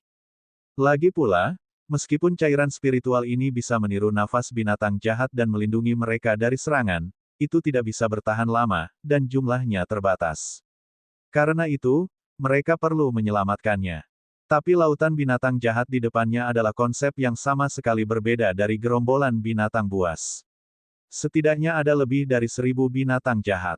Hanya dalam beberapa detik, kabut yang jauh berada di dekat mereka. Meskipun Liu Ming dan yang lainnya siap dalam hati mereka, mereka tidak bisa menahan perasaan takut setelah melihat situasi di kabut abu-abu. Sejauh mata mereka bisa melihat, ada 10.000 lebih binatang buas yang berlari dengan fanatik ke arah mereka. Mereka mengaduk kabut abu-abu yang bergulir tanpa henti. Binatang buas terkecil hanya berukuran 1 meter, binatang jahat besar itu seperti gunung kecil. Mereka akrab dengan beberapa bentuk binatang jahat seperti serigala, anjing, katak, del, tetapi mereka adalah beberapa binatang jahat berbentuk aneh yang belum pernah mereka temui. Binatang buas ini sebagian besar adalah tahap awal periode kondensasi. Hanya sedikit dari mereka yang mencapai tahap menengah atau lebih lanjut. Mereka berlari dengan 4 kaki, terbang dengan sayap di punggung mereka, atau mengaduk kabut abu-abu untuk membawa diri mereka ke depan. Dan pada jarak yang begitu dekat, suara gemuruh besar dari laut binatang jahat bahkan bergema di seluruh gurun. Semua orang hanya bisa berdiri diam dan membiarkan binatang buas ini melewati mereka. Berbagai jenis aura mengamuk melonjak ke arah semua orang. Bahkan dengan tekad kuat Liu Ming, dia tidak bisa menahan diri untuk tidak terkejut saat menghubungi begitu banyak binatang jahat dalam jarak yang begitu dekat. Dia bahkan merasakan perasaan depresi seperti dia tidak bisa bernapas. Dia menghela napas dan melirik yang lain, hanya untuk menemukan bahwa para penambang budak lainnya bahkan lebih buruk. Beberapa orang memegang senjata spiritual dengan erat di tangan mereka dan memelototi binatang buas yang lewat. Hanya dengan begitu mereka bisa menekan keinginan untuk melarikan diri ke langit. Yang lain tidak berani mengatur napas. Mereka mengepalkan tinju mereka begitu keras sehingga bahkan kuku mereka menembus telapak tangan mereka. Ada darah yang mengalir dari tangan mereka, tetapi mereka tidak menyadarinya. Namun, kelompok binatang jahat ini bergerak sangat cepat. Dalam sekejap mata, laut binatang jahat mengabaikan mereka dan pergi jauh. Baru kemudian banyak dari mereka akhirnya melepaskan hati mereka yang cemas. Tetapi pada saat ini, raungan aneh tiba-tiba terdengar dari lautan binatang buas di belakang mereka. Langit menjadi gelap saat suara itu terdengar. Ada 6 kepala ular sanca besar berukuran beberapa 10 meter yang muncul di belakang laut binatang jahat. Keenam kepala semuanya terbungkus sisik kasar berwarna kuning, dan ke-12 mata semuanya berwarna abu-abu. Murid perak sangat ramping. Di bawah 6 kepala, ada kadal raksasa. Saat keempat kaki raksasa itu berlari dengan liar, itu mengaduk debu dan mengikuti binatang jahat lainnya untuk datang. 6 mulutnya yang besar tertutup dan terbuka terus-menerus, menunjukkan taring besar seperti pisau. Melihat ini, Liu Ming tidak bisa membantu tetapi mengubah kulitnya. Yang lain bahkan mengambil napas dalam-dalam menyaksikan adegan ini. Tidak bagus, sepertinya itu adalah binatang buas dari periode kristalisasi. Semua orang berhati-hatilah. Meskipun cairan spiritual saya dapat menyembunyikan dari binatang jahat umum, saya tidak tahu apakah ini efektif melawan binatang jahat periode kristalisasi. Namun meski begitu, saya menyarankan Anda untuk tidak bertindak gegabah. Lan Xi, yang berdiri di depannya, menyipitkan matanya dan tiba-tiba mengatakan ini. Begitu komentar ini keluar, tiba-tiba ada keributan di kerumunan. Ada kepanikan di mata mereka saat mereka melihat binatang jahat periode kristalisasi. Liu Ming juga terkejut, tetapi setelah memutar pikirannya dengan cepat, dia tiba-tiba mengeluarkan Bone Wind Owl di tangannya. Pada saat ini, binatang jahat berkepala 6 telah mendorong binatang jahat lainnya yang menghalangi jalan dan bergegas ke depan semua orang. Melihat caranya yang merajalela, sepertinya dia tidak menghindari mereka. Bab 418, Pertempuran Klan Makhluk Laut 9. Adegan seperti itu secara alami membuat banyak orang langsung terlihat pucat. Pada saat ini, seorang pria klan miskin berambut biru di depan orang banyak, setelah ekspresi wajahnya berubah, dia akhirnya tidak tahan dengan tekanan besar yang dibawa oleh binatang jahat raksasa di seberang dan tiba-tiba meledakkan jimat di tangannya. Dia dibungkus oleh cahaya biru, lalu berubah menjadi bola cahaya yang terbang ke langit. Mengaum, salah satu kepala piton besar dari binatang jahat berkepala 6 itu tiba-tiba membuka mulutnya dan mengisap ke arah pria berambut biru itu. Puff! Sinar cahaya kuning melonjak keluar dari mulut raksasa, dan segera menyelimuti orang di bawahnya. Lan Senior, selamatkan aku. Pria berambut biru itu tiba-tiba terbang ke arah yang berlawanan setelah mengeluarkan teriakan minta tolong yang menusuk. Dia dihisap langsung ke dalam mulut ular piton, lalu dia dikunyah menjadi beberapa bagian dan ditelan ke dalam perut binatang buas itu. Melihat pemandangan di depannya, Lan Xi tanpa ekspresi. Dia tidak berniat membantu sama sekali. Semua orang di belakangnya tidak bisa membantu tetapi mengambil napas dalam-dalam. Namun, karena gangguan orang ini, ketika binatang jahat itu bergegas, ia berjalan melewati mereka dengan cepat tanpa henti. Adegan seperti itu secara alami membuat beberapa penambang budak lainnya, yang awalnya ingin melarikan diri, berkeringat sambil berpikir bahwa mereka beruntung. Jadi orang-orang terus berdiri diam seolah-olah mereka adalah batu di sungai. Setelah setengah cangkir teh, barisan terakhir binatang buas juga melewati mereka dan secara bertahap pergi. Baru kemudian semua orang tampak lega, dan sebagian besar pakaian mereka sudah basah oleh keringat. Setelah binatang buas itu pergi jauh, Lan Xi terbang lagi tanpa mengucapkan sepatah kata pun. Dia terus terbang ke depan ke arah yang ditunjukkan oleh piringan giok di tangannya.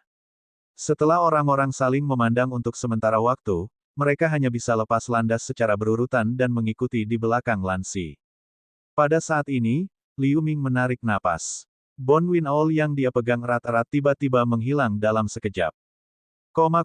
Di dunia bawah laut, boom, suara keras. Monster raksasa seperti Kirin yang terperangkap dalam lingkaran sihir yang dihadapi, tubuh transparannya akhirnya hancur seperti kaca di bawah serangan luar biasa dari pembangkit tenaga listrik periode kristalisasi dan tentara klan makhluk laut. Pada titik ini, Tidak ada monster raksasa seperti Kirin yang dapat ditemukan di medan perang. Setelah 1 jam pertempuran jarak dekat, setelah membayar biaya kematian beberapa periode kristalisasi, pasukan klan makhluk laut telah membunuh semua klan miskin yang melawan di dunia bawah laut. Orang-orang yang tersisa adalah pusat kekuatan klan miskin periode kristalisasi, seperti King dan yang lainnya, yang berkumpul di ruang kosong di depan istana Kaisar Laut. Mereka membentuk arai sihir kecil. Mereka nyaris tidak menahan gelombang serangan oleh klan makhluk laut dengan menggunakan pesona istana Kaisar Laut dan 4 boneka raksasa.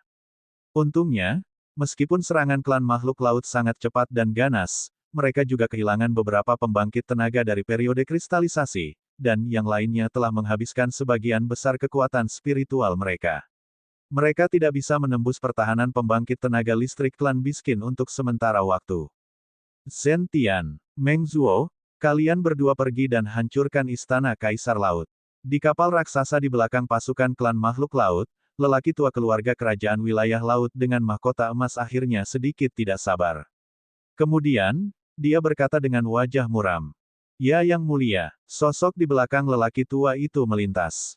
Seorang wanita berjubah warna-warni dan seorang pria klan makhluk laut muncul di belakang pria tua itu dan menjawab sambil menangkupkan tinju mereka.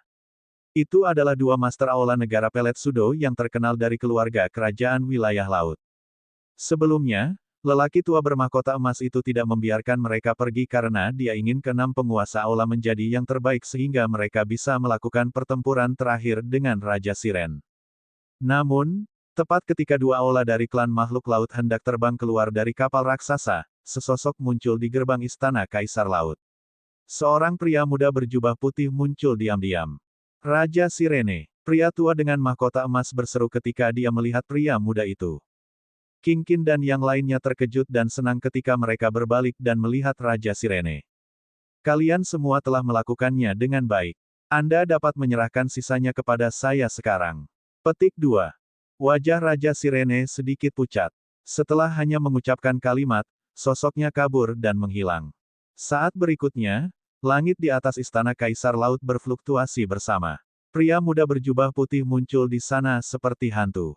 Jubahnya berkibar di udara. Matanya melirik ke seluruh pasukan klan makhluk laut dan melihat segala sesuatu di dunia bawah laut di matanya. Namun, dunia bawah laut awal yang makmur dan megah hancur pada saat ini. Kecuali istana Kaisar Laut dan 4 boneka raksasa yang setengah jongkok, tempat-tempat lain sudah menjadi potongan-potongan rumah bobrok. Pada saat ini, di reruntuhan, apakah ada kapal raksasa klan makhluk laut yang padat, monster raksasa, atau ada mayat dan anggota tubuh yang patah di seluruh tanah, atau reruntuhan beberapa kereta raksasa dan kapal raksasa. Adegan ini dengan jelas menunjukkan intensitas dan tragisnya perang barusan. Melihat dunia bawah laut, yang telah dia kelola selama ratusan tahun, dihancurkan oleh pasukan klan makhluk laut, pemuda berjubah putih itu memiliki lapisan es di wajahnya yang tampan. Sosoknya yang kesepian melayang di udara memberi orang perasaan indah, khusyuk, dan menggugah yang tak dapat dijelaskan, kontras dengan pasukan dan reruntuhan klan makhluk laut di sekitarnya. Oke, bagus. Saya tidak berharap bahwa Anda dapat mendorong saya ke titik ini. Untuk sesaat, ekspresi Raja Sirene kembali normal, dan dia berkata dengan ringan. Keluarga kerajaan kita telah merencanakan dengan keras selama lebih dari 10 tahun untuk pengepungan ini. Hanya dengan begitu kita bisa berhasil. Raja Sirene, hari ini akan menjadi kematianmu. Pria tua dengan mahkota emas di kapal raksasa itu mendengus dan berkata sebaliknya. Meskipun suaranya tidak keras, itu masih terdengar jelas di telinga semua orang. Kemudian lelaki tua itu mengangkat satu tangannya, dan suara terompet yang keras segera terdengar di belakangnya. Pasukan klan makhluk laut yang mengepung istana Kaisar Laut mundur seperti air pasang. Pengepungan itu menjadi 2 kali lipat. Pada saat yang sama, 6 sosok di belakang pasukan klan makhluk laut melintas seperti kilat. Saat berikutnya, mereka muncul di sekitar pria muda berjubah putih. Aura yang mereka keluarkan tidak jelas. Mereka sebenarnya adalah penguasa aula negara pelet Sudo dari keluarga kerajaan wilayah laut besar. Saat Siren King melihat ini, matanya berkilat dingin. Ketika dia hendak mengatakan sesuatu, ada suara gemuruh yang datang dari belakang. Pasukan klan makhluk laut merasakan gempa besar di ruang di belakangnya, lalu langit di atasnya tiba-tiba ditutupi oleh beberapa sosok gelap besar. Seluruh langit redup untuk sesaat. Setelah beberapa detik, ketika sosok gelap melewati, semua orang hanya terkejut bahwa sosok raksasa ini adalah monster raksasa dengan ukuran tubuh seperti gunung. Monster raksasa yang memimpin di depan adalah gurita raksasa dengan pola setan ungu samar di sekujur tubuhnya. Bagian depan kepalanya adalah wajah cantik seorang wanita. 8 tentakelnya dalam ukuran panjang 1000 meter dapat menempuh jarak 1000 meter saat mereka terentang. Momentumnya luar biasa. Monster laut di bawah kaki prajurit klan makhluk laut sebenarnya sedikit menggigil saat ini. Ini adalah binatang suci. Seseorang di klan makhluk laut tiba-tiba berteriak, suara itu sedikit gemetar karena gelisah. Begitu kalimat ini keluar, itu segera menyebabkan keributan di antara pasukan klan makhluk laut. Mata semua orang tampak berapi-api. Hanya klan makhluk laut yang tahu apa artinya ketika binatang suci ini, yang disembah oleh mereka selama beberapa generasi, dipanggil. Selain gurita berwajah manusia ini, ada sepasang hiu raksasa putih salju, beberapa ikan terbang emas cumi-cumi transparan, total 12 binatang suci. Melihat pemandangan ini, Raja Siren, yang melayang di udara, mau tidak mau terlihat murung. Tetapi pada saat berikutnya, dia mengangkat alisnya dan mencibir. Dia tiba-tiba mengangkat tangan ke langit, dan aura yang luar biasa membubung ke langit. Dia membuka kelima jarinya dan mengeluarkan lapisan cahaya biru samar yang mengalir. Cahaya yang mengalir ini beredar tanpa batas seperti makhluk hidup. Itu berputar lebih cepat dan lebih cepat di telapak tangannya, dan itu berubah menjadi pusaran raksasa biru samar dalam sekejap. Setelah pemuda berjubah putih berteriak tanpa suara, pusat pusaran segera mengeluarkan suara gemuruh. Lingkaran badai biru menyapu sekeliling, membuat rambut hitamnya berkibar tertiup angin. Pada saat yang sama, air laut yang tertahan oleh tirai cahaya biru di atas telapak tangannya tiba-tiba berguling dengan kencang dan membentuk pusaran. Sutra cahaya biru keluar dari tirai tipis dan masuk ke pusaran di telapak tangan Siren King. Itu sedikit mengembun menjadi kelompok cairan biru seukuran ikan. Mereka sejelas kristal. Pada saat ini, pria muda berjubah putih itu tiba-tiba melambai ke udara. Cahaya biru samar yang mengalir berhenti, lalu pusaran raksasa di telapak tangannya runtuh dan menghilang, hanya menyisakan lebih dari 10 cairan biru yang mengambang dengan tenang di udara. Puff! Pria muda itu mengeluarkan sutra darah dari tangannya, dan sutra darah masuk ke cairan biru, mengubahnya menjadi warna merah cerah. Pria muda berjubah putih membuat gerakan dan menunjuk ke udara. Cairan merah darah itu berputar dan berubah menjadi puluhan naga berdarah dalam sekejap. Ukurannya hanya sekitar 1 inci, tetapi tiba-tiba menjadi 500 meter. Mereka berkeliaran di sekitar Raja Sirene dengan ganas. Dari aura yang memancar dari mereka, masing-masing memiliki kekuatan tahap awal periode kristalisasi. Bukan hanya itu, tapi setelah lengan baju Siren King bergetar lagi, tangannya bersinar terang. Dia mengeluarkan bendera panjang dengan pola rune perak di atasnya. Dia melemparkannya ke langit, lalu dia memberi isyarat untuk mengubahnya menjadi seukuran loteng. Setelah pemuda berjubah putih melantunkan, bendera raksasa melepaskan cahaya perak yang kuat. Pada saat yang sama, rune misterius menjulang di bendera. Ada juga bintik-bintik cahaya perak yang terlihat darinya, dan mereka berubah menjadi banyak boneka raksasa dengan armor perak setelah sekejap. Tingginya 20 meter dan tampak tanpa ekspresi. Ada ratusan dari mereka. Pada saat itu, naga berdarah di sekitar pemuda berjubah putih terus berkeliaran, dan cahaya perak bersinar dari boneka-boneka itu tersebar di langit di atas seluruh istana Kaisar Laut. Momentumnya sangat mencengangkan. Bab 419, Pertempuran 10 Klan Makhluk Laut. Setelah Siren King memanggil boneka baju besi perak, dia melemparkan bendera yang kehilangan cahayanya ke atas kepalanya dan mengeluarkan penggaris pendek sebening kristal dari lengan bajunya. Saat dia hanya mengedipkannya sedikit, ada dan sedikit cahaya biru muncul di dekatnya. Dalam sekejap, olahraga ringan itu berubah menjadi ombak raksasa yang melilitnya. Pada saat yang sama, dia menjentikkan penggaris pendek dengan jari. Setelah suara yang jelas, cahaya biru yang tak terhitung jumlahnya menyembur keluar dari gelombang raksasa, kemudian mereka mengembun menjadi banyak tombak biru dengan ukuran belasan meter. Semua ini terjadi dalam sepersekian detik, membuat prajurit klan makhluk laut di sekitarnya tercengang. Pergi! Ketika pemuda berjubah putih mengerang, selusin naga berdarah segera berhenti dan menerkam binatang suci itu bersama dengan 100 prajurit lapis baja perak. Tombak padat yang menggantung di udara sekitarnya membuat semburan siulan tajam saat dia menjentikkan lengan bajunya. Tombak-tombak itu berubah menjadi pelangi biru yang menerpa 6 aula sate pelet sudo, dan tombak-tombak itu kabur dan menghilang di tengah jalan. Pada saat berikutnya, ada fluktuasi ruang di depan 6 master aula negara pelet sudo, dan angin kencang menggulung. Dalam sekejap mata, tombak berkilau muncul bersama angin. Mereka diluncurkan di 6 master aula sudo pelet state dengan cahaya biru yang menyilaukan. Ketika tombak biru itu masih beberapa 10 meter jauhnya, pembangkit tenaga klan makhluk laut ini sudah bisa merasakan tekanan yang luar biasa. Melihat ini, Zentian, yang mengenakan jubah warna-warni, tidak bisa tidak terlihat terkejut. Tangannya mencengkeram di udara, lalu busur petir perak yang tak terhitung jumlahnya melonjak keluar. Busur diringkas menjadi tombak petir dalam ukuran 10 meter. Saat wanita itu mengguncang pergelangan tangannya, tombak petir meledak ke arah tombak biru. Namun, di adegan berikutnya, wajahnya tidak bisa membantu tetapi sangat berubah. Ketika tombak petir baru saja menyentuh tombak biru, mereka layu dan meledak. Mereka bisa menahan tombak biru sama sekali.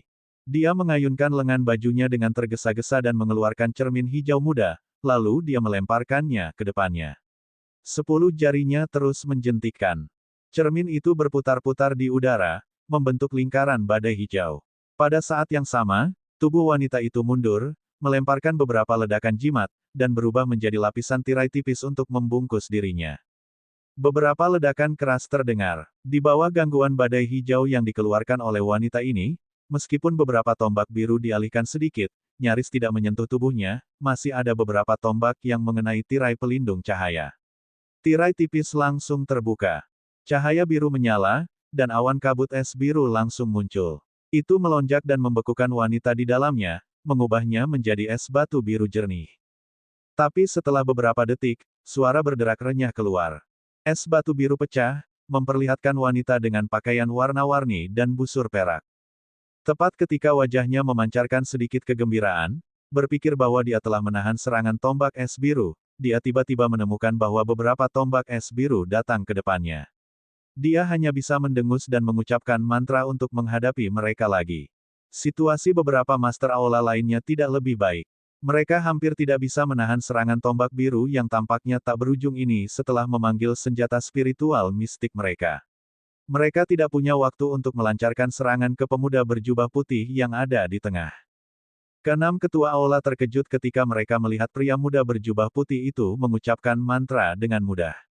Baru kemudian mereka menyadari bahwa kekuatan sebenarnya dari periode Real Pellet State jauh lebih kuat daripada yang bisa mereka bayangkan. Lagi pula, jika mereka melakukan mantra yang begitu menakutkan, kekuatan spiritual mereka mungkin tidak akan mampu bertahan selama beberapa ronde. Pada saat ini, naga darah itu sudah bergegas ke depan mereka. Gurita ungu melihat dua naga raksasa berdarah dan lusinan prajurit lapis baja perak datang langsung ke sana, dan mata di wajah wanita cantiknya bersinar dalam cahaya hijau. 8 tentakelnya membentang dan mundur beberapa ratus meter jauhnya. Pada saat yang sama, itu menyemburkan awan tabir asap ungu abu-abu. Itu sangat bau. Tabir asap menyebar dan menutupi udara sekitar 1000 meter. Saat tabir asap bergulir, ada ledakan suara kilat darinya.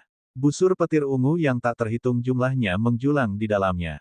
Setelah dua naga yang keras dan panjang mengaum, kedua naga raksasa berdarah itu jatuh ke dalam asap. Tabir asap ungu abu-abu jatuh, dan tiba-tiba menjadi kurang seketika. Kedua naga raksasa itu muncul dan menghilang di dalamnya. Mereka dengan liar mengisap asap di sekitarnya. Dalam sekejap mata, asap ungu abu-abu yang menyelimuti sebagian besar langit hampir dilahap oleh dua naga raksasa berdarah itu. Pada saat yang sama, ukuran tubuhnya naik tiba-tiba seperti balon. Tubuh merahnya bahkan menjadi sedikit ungu dan transparan. Pada saat ini, selusin tentara baju besi perak juga datang, dan mereka pergi ke asap tipis tanpa henti. Mereka keluar dari naga berdarah itu dan menancapkan pedang ganda mereka ke tubuh binatang suci raksasa itu. Binatang suci klan makhluk laut tampaknya tidak menyangka bahwa tabir asapnya benar-benar akan terpecahkan dalam sekejap. Setelah raungan, tentakel 8000 meter menjadi kabur dan mencambuk prajurit lapis baja perak seperti hujan. Setiap cambuk mengandung kekuatan yang sangat besar, menyebabkan distorsi di ruang sekitarnya. Di depan tentakel raksasa, prajurit baju besi perak itu seperti semut. Di bawah tekanan yang begitu besar, mereka tidak punya cara untuk lari. Segera, ledakan keras terdengar satu demi satu. Prajurit baju besi perak tersingkir seperti karung pasir dan terbanting keras ke tanah batu 100 meter jauhnya. Beberapa lubang dalam dengan berbagai ukuran dihancurkan. Tetapi setelah beberapa saat, boneka-boneka ini keluar dari lubang seolah-olah tidak ada yang terjadi. Mereka menyerang ke arah binatang suci lagi. Melihat adegan ini, wajah wanita cantik makhluk suci klan makhluk laut tampak sedikit memerah. Itu tidak punya pilihan selain meningkatkan tingkat serangan tentakelnya. Meskipun sebagian besar prajurit baju besi perak dicambuk, tentakel masih merindukan beberapa dari mereka. Saat bilah ganda menebas binatang suci itu, ia meninggalkan bekas darah di tubuhnya. Dengan pertahanannya seperti baja, itu sebenarnya tidak memiliki perlawanan terhadap bilah ganda dari prajurit lapis baja perak. Luka ini tidak berarti apa-apa untuk tubuhnya yang besar, tetapi ketika para prajurit perak ini terus dipukul mundur, ada lebih banyak bekas luka di tubuh mereka dan gerakan mereka mulai melambat secara bertahap. Pada saat ini, dua naga berdarah telah melahap semua tabir asap ungu abu-abu, dan mereka juga bergabung dalam serangan itu. Di bawah kerjasama dua naga darah dan selusin tentara perak, mereka jelas masih bukan lawan dari binatang suci besar ini. Namun, mereka juga menjerat binatang suci ini untuk sementara waktu, sehingga mustahil untuk mendekati pemuda berjubah putih itu. Skenario yang sama terulang dalam 11 pertempuran yang tersisa. Raja Sirene ini, dengan bantuan pelet nyata dan banyak boneka, melawan 6 negara pelet sudo dan 12 binatang suci sendirian. Selain itu, dia terlihat santai. Hasil yang diharapkan seperti ini tidak hanya mengejutkan dan menyenangkan klan miskin periode kristalisasi, tetapi juga membuat lelaki tua dengan mahkota emas yang menonton di kapal raksasa itu terlihat sedikit mengerikan. Setelah ragu-ragu untuk beberapa saat, dia berkata dengan mendengus dingin, "Saya tidak menyangka negara pelet nyata menjadi sekuat ini. Hanya 3 lubang keadaan pelet nyata kelas rendah yang dipadatkan oleh kekuatan benda asing. Jika itu adalah real pelet state kelas atas, kekuatannya sama sekali tidak bisa kita bayangkan. Saya tidak tahu apakah kartu truf yang kami siapkan benar-benar berguna untuk itu." Petik 2. Yang mulia, yakinlah bahwa orang ini telah jatuh ke dalam perangkap kami. Metode racun yang kami siapkan bahkan membunuh negara surgawi legendaris karena keterkejutannya di zaman kuno. Sekarang kami hanya menggunakan versi yang diturunkan untuk menangani status pelet nyata kelas rendah, seharusnya tidak ada masalah besar. Seorang lelaki tua yang agak kurus di belakang lelaki tua dengan mahkota emas itu tiba-tiba menjawab sambil tersenyum. Orang itu sebenarnya adalah Li Kun. Baik sekali. Kami telah merencanakan selama beberapa dekade untuk invasi ini. Sekarang tampaknya keberhasilan atau kegagalan akan ditentukan oleh langkah ini. Jika berhasil, Anda akan memberikan kontribusi yang besar. Secara alami, Anda akan menjadi tetua tamu saya. Akan ada lebih banyak hadiah untuk Anda. Nah, sekarang saatnya si manusia racun keluar.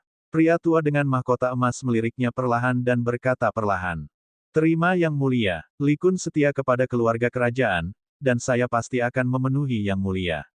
Li Kun sangat gembira dan menjawab dengan cepat dengan ekspresi hormat. Pada saat ini, lelaki tua klan skala emas lain di sebelahnya mengeluarkan gong berwarna merah darah.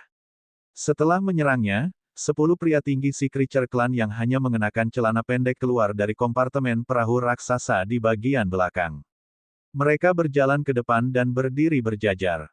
Masing-masing dari orang-orang ini memancarkan aura kuat yang tidak kalah dengan 6 master aula negara pelet sudo, tetapi ekspresi mereka kosong, dan mereka semua memiliki kepala botak dan alis botak. Ada banyak pembuluh darah hitam di sekujur tubuh mereka yang membuat mereka terlihat mengerikan. Ketika mereka muncul, ada bau busuk yang menyebar di sekitar perahu raksasa itu. Pria tua dengan mahkota emas sedikit mengernyit setelah menciumnya, dan dia melambai pada pria tua berambut abu-abu itu tanpa mengucapkan sepatah kata pun. Orang tua itu mengerti dan gong di tangannya berbunyi lagi dengan keras. Mata selusin orang klan makhluk laut tiba-tiba menunjukkan lapisan lampu merah. Mereka semua naik ke udara, diam-diam muncul di samping 12 binatang suci yang ada di luar. Mereka langsung menuju Raja Sirene tanpa henti. Selanjutnya, pemandangan aneh muncul. Salah satu pria klan makhluk laut dengan sosok besar meledak di tengah udara ketika tubuhnya memancarkan cahaya hitam, berubah menjadi kabut beracun hitam pekat. Lalu ada serangkaian suara teredam di arah lain. Orang-orang klan makhluk laut ini semuanya meledak. Kabut hitam beracun berguling dan membentuk lingkaran kabut hitam besar. Mereka dengan cepat berkumpul di tengah seperti makhluk hidup. Binatang suci dalam pertempuran sengit dan 6 master aula utama tampaknya telah meramalkan ini, mereka mundur dari pertempuran dengan cepat. Dalam sekejap mata, naga berdarah, prajurit lapis baja perak, dan Raja Sirene dibanjiri oleh kabut hitam beracun. Ketika pemuda berjubah putih melihat situasi ini, ada seringai di wajahnya. Dia tidak peduli sama sekali. Ketika dia menyalurkan penguasa sebening kristal dan memerintahkan naga dan boneka berdarah untuk mengejar, wajahnya tiba-tiba berubah drastis setelah menghirup jejak kabut hitam. Bab 420, Pertempuran Klan Makhluk Laut 11. Pria muda berjubah putih tiba-tiba mencengkeram dirinya sendiri dengan kecepatan kilat, dan mengeluarkan kayu kuning keemasan setebal sumpit. Dia membuangnya dan menghancurkannya menjadi tumpukan bubuk emas.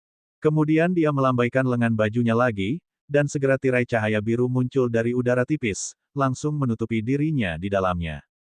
Orang tua dengan mahkota emas menyaksikan pemandangan ini di atas kapal raksasa, tetapi dia bertepuk tangan dan tertawa terbahak-bahak. Haha, bocah ini benar-benar mendapatkan kayu roh eboni ini di tahun-tahun sebelumnya. Anak muda Lan, meskipun Anda telah merahasiakannya setelah Anda mendapatkannya, dan Anda belum memberitahu beberapa orang sama sekali, tetapi Anda tidak pernah berharap bahwa orang kepercayaan Anda, Chili akan melaporkan ini kepada saya. Jika saya tidak membiarkan Li Kun mengkhianati saya dan membelot kepada Anda untuk dengan sengaja memberitahu Anda tentang informasi ini, bagaimana Anda akan menyimpan kayu ini pada Anda? Apakah Anda benar-benar percaya bahwa kami dapat menggunakan tubuh fisik Anda untuk mengucapkan mantra kutukan kuno? Ini benar-benar konyol. Yang mulia bijaksana, meskipun Raja Siren adalah pembangkit tenaga listrik negara pelet nyata, dia hanya bisa turun sebelum bertarung di depan Yang Mulia.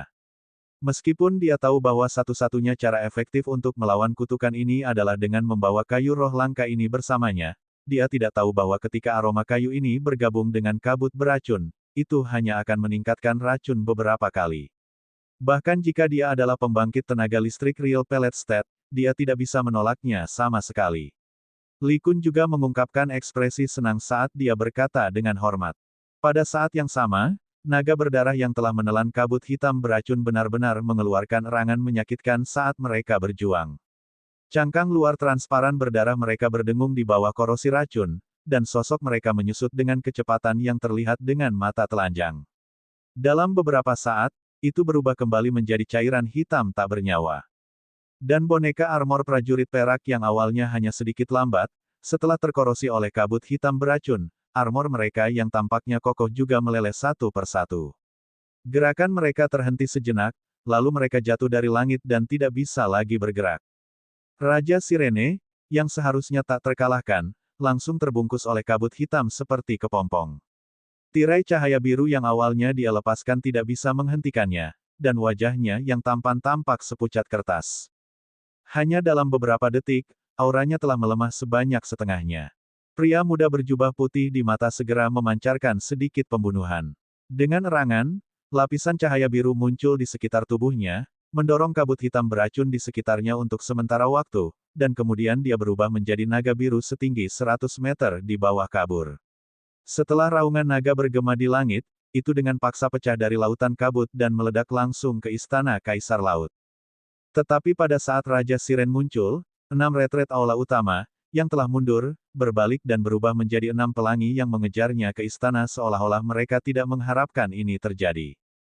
Tuan Raja Sirene, King Qin dan beberapa prajurit periode kristalisasi lainnya tidak bisa menahan perasaan cemas ketika mereka melihat adegan ini. Situasi awal yang tampaknya menjadi lebih baik benar-benar terbalik pada saat ini. Mereka segera saling memandang, lalu mereka tiba-tiba menggunakan kekuatan spiritual mereka yang tersisa untuk membubarkan diri. Pada saat ini, mereka hanya bisa lari untuk hidup mereka. Namun, setelah dikerumuni oleh selusin binatang suci, tidak ada yang bisa lolos tanpa terbunuh atau ditangkap. Setelah itu, pasukan klan makhluk laut, yang telah mundur di kejauhan, mengepung istana Kaisar Laut dengan erat di bawah komando lelaki tua dengan mahkota emas. Pada saat ini, Raja Keluarga Kerajaan Wilayah Laut merasa lega. Dia berkata dengan keras dengan ekspresi senang, mulai sekarang, tidak akan ada lagi Raja Sirene di laut ini. Hanya keluarga kerajaan wilayah laut kita. Begitu suaranya yang keras terdengar, ada ledakan sorak-sorai di medan perang. Prajurit klan makhluk laut asli dengan ekspresi serius semuanya menunjukkan kegembiraan dan pencerahan. Dan setelah lelaki tua dengan mahkota emas selesai berbicara, dia berdiri dengan tangan di belakang punggungnya. Dia kembali melihat ke arah istana Kaisar Laut di tengah pengepungan, menunggu kabar baik dari istana Kaisar Laut. Dalam pikirannya, ketika Raja Siren sudah diracun, dia tidak bisa lepas dari pengejaran 6 penguasa Aula. Hanya ketika klan miskin negara pelet nyata ini mati, pertempuran mereka kali ini benar-benar lengkap. Akibatnya, setelah menunggu 1/4 jam, istana Kaisar Laut yang awalnya sepi akhirnya bergerak. 6 pelangi kuat dengan aura kuat melintas dan meledak kembali ke arah perahu raksasa tempat lelaki tua dengan mahkota emas itu berada. Sesaat kemudian, di atas perahu raksasa, seorang wanita dalam jubah warna-warni berdiri di depan pria tua dengan mahkota emas. Dia melaporkan sesuatu sementara 5 pembangkit tenaga listrik Sudo Pellet State lainnya dari Skale Klan berdiri dengan hormat di belakang wanita ini. Apa? Dia kabur. Bagaimana ini mungkin? Pria tua dengan mahkota emas hanya mendengar beberapa kata, lalu ekspresinya tiba-tiba menjadi marah. Yang mulia, ketika kami mengejar Raja Sirene, kami menemukan bahwa dia telah berlari di bawah tanah, dan dia bahkan membawa seorang wanita dari klan kami bersamanya. Ketika kami mengikuti napasnya dan pergi ke ruang rahasia, dia sebenarnya sudah menyiapkan barisan di sana sejak lama. Dia merobek ruang dan pergi ke celah ruang yang tidak diketahui. Setelah dia masuk, dia dengan paksa menghancurkan pintu masuk. Petik 2. Yang mulia, ketika saya ditangkap, saya sepertinya telah mendengar bahwa ada urat mineral bawah air yang langka di bawah istana Kaisar Laut, dan kedalaman urat mineral itu tampaknya terhubung ke jurang maut yang tidak diketahui. Melihat ini, Li Kun menambahkan dengan hati-hati. Setelah mendengarkan lelaki tua dengan mahkota emas, dia tercengang. Pada saat yang sama, di sebelah lubang besar di pintu masuk urat mineral bawah air, penjaga tambang berhamburan dengan darah. Udara dipenuhi dengan bau darah yang kental.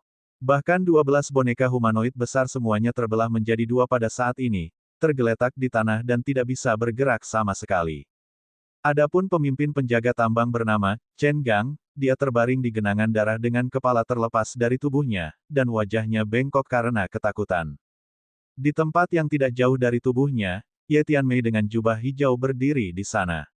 Dia melambaikan tangannya dan 9 pedang cahaya perak yang terbang di sekitarnya berhenti dan melintas ke tubuhnya. Kemudian, dia mengangkat tangannya dan meraih di udara. Pedang emas dan baju besi kulit merah terbang keluar dari tubuh Chen Gang dan mendarat dengan kuat di tangannya. Wanita itu melirik kedua hal itu, lalu dia mengerutkan kening dan menjauhkannya. Kemudian, matanya yang indah bersinar, tangannya bergetar, cahaya perak melintas di udara. Dengan keras, tirai cahaya biru setengah lingkaran yang semula menutupi lubang besar di tanah tiba-tiba pecah. Sosok Ye Tianmei melintas, dan dia diam-diam masuk ke lubang yang dalam.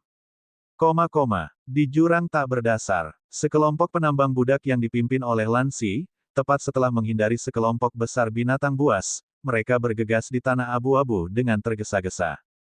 Tiba-tiba, bas terdengar di langit lebih dari 1000 meter di atas mereka, kemudian diikuti oleh fluktuasi ruang yang hebat. Sebuah celah ruang muncul dari langit. Sesosok putih muncul, dan seorang pria muda berjubah putih menggendong seorang wanita tersandung keluar. Pemuda itu tampak tampan, tetapi wajahnya sangat pucat. Tampaknya ada jejak darah di jubah putihnya. Dia melayang di langit. Dia pertama-tama menghela nafas lega, lalu dia melirik para penambang budak di bawahnya. Dia segera tampak terkejut, tetapi dia segera tenang. Dia berkata dengan lemah, "Oh, ternyata kalian. Ini benar-benar kejutan." Liu Ming dan yang lainnya tercengang melihat pemuda berjubah putih itu muncul tiba-tiba. Mereka hampir mengira mereka salah lihat. Pemuda ini secara alami adalah Raja Sirene yang melarikan diri ke tempat ini melalui lingkaran sihir di bawah istana Kaisar Laut. Setelah matanya berkedip pada saat ini, dia melihat Lan Xi di depan semua orang lagi dan berkata dengan tenang. Saya telah berpikir bahwa Anda mungkin memiliki niat untuk menyentuh jurang ini. Saya tidak berharap Anda melakukannya, dan Anda bahkan membawa banyak sampah. Ini sangat berbeda dari temperamen asli Anda. Petik 2. Lansi tercengang ketika melihat pemuda berjubah putih, tetapi setelah mendengar kata-katanya pada saat ini, wajahnya langsung terlihat sangat jelek. Pikirannya berpikir cepat. Meskipun rencananya tidak bisa dikatakan sempurna, setelah bertahun-tahun perencanaan, semua aspek masih dipertimbangkan dengan sangat hati-hati. Terutama waktu pelaksanaan rencana ini hampir pasti berhasil. Tapi dia tidak pernah menyangka akan bertemu Raja Sirene di sini. Bagaimanapun, menurut perhitungannya, itu seharusnya menjadi momen paling intens untuk invasi pasukan klan makhluk laut. Dan dengan kekuatan kedua belah pihak, tidak berarti jangka pendek untuk dapat memutuskan hasilnya. Tampaknya perubahan tak terduga telah terjadi di sana. Hati Liu Ming dan yang lainnya langsung tenggelam. Penambang budak yang bisa memasuki jurang maut dengan Lansi pada awalnya adalah yang terbaik di antara para penambang budak. Apakah itu kultivasi atau pengalaman mereka? Mereka relatif luar biasa. Jika tidak, mereka tidak akan dipilih sebagai pendamping oleh Lansi. Tetapi di hadapan Raja Siren, pembangkit tenaga listrik negara pelet nyata, mereka tidak akan pernah berharap memiliki kesempatan untuk melarikan diri darinya. Dengan cara ini, orang-orang yang mengira bahwa mereka telah melarikan diri dari urat mineral bawah air dan memiliki kesempatan untuk mendapatkan kembali kebebasan mereka, menunjukkan ekspresi putus asa. Dalam hati Liu Ming, dia juga diam-diam banyak merengek. Ada apa dengan Raja Sirene? Mengapa dia merobek ruang dan muncul di sini? Berpikir bahwa di Pulau Biyuan, begitu banyak pembangkit tenaga listrik periode kristalisasi yang rentan di depan mereka, apalagi kali ini. Tapi siapa wanita di pelukan Siren King? Meskipun dia tidak bisa melihat dengan jelas karena setengah dari wajahnya ada di pelukannya, sosok itu seharusnya bukan milik Ye Tianmei. Namun, itu masih memberinya perasaan yang sangat akrab. Pada saat ini, Lansi tiba-tiba berkata perlahan dengan ekspresi lega, semuanya jangan panik. Jangan tertipu oleh kebohongannya. Raja Sirene, pada saat ini terlihat kuat dalam penampilan, tetapi dia lemah dalam kenyataan. Saya pikir dia mungkin berada dalam situasi yang mengerikan, jadi dia mengobrak-abrik ruang untuk sampai ke sini. Jika kita bergabung, kita mungkin masih memiliki kesempatan. Bab 421, bergabung untuk sementara. Begitu pernyataan ini keluar, itu menyebabkan keributan. Meskipun banyak orang masih tidak percaya apa yang dia katakan, ada juga beberapa pria yang cukup kuat dalam kekuatan mental yang samar-samar memperhatikan beberapa petunjuk dari Raja Siren yang muncul tiba-tiba. Liu Ming secara alami adalah salah satunya. Dengan kekuatan mentalnya yang kuat, di bawah pengamatannya yang cermat, meskipun ia tidak dapat memperoleh wawasan tentang kultivasi pemuda berjubah putih di udara, ia menemukan bahwa aura yang dipancarkan pemuda itu tampaknya menolak sesuatu yang lain di bawah pemuda itu, penampilan pria yang tampaknya normal.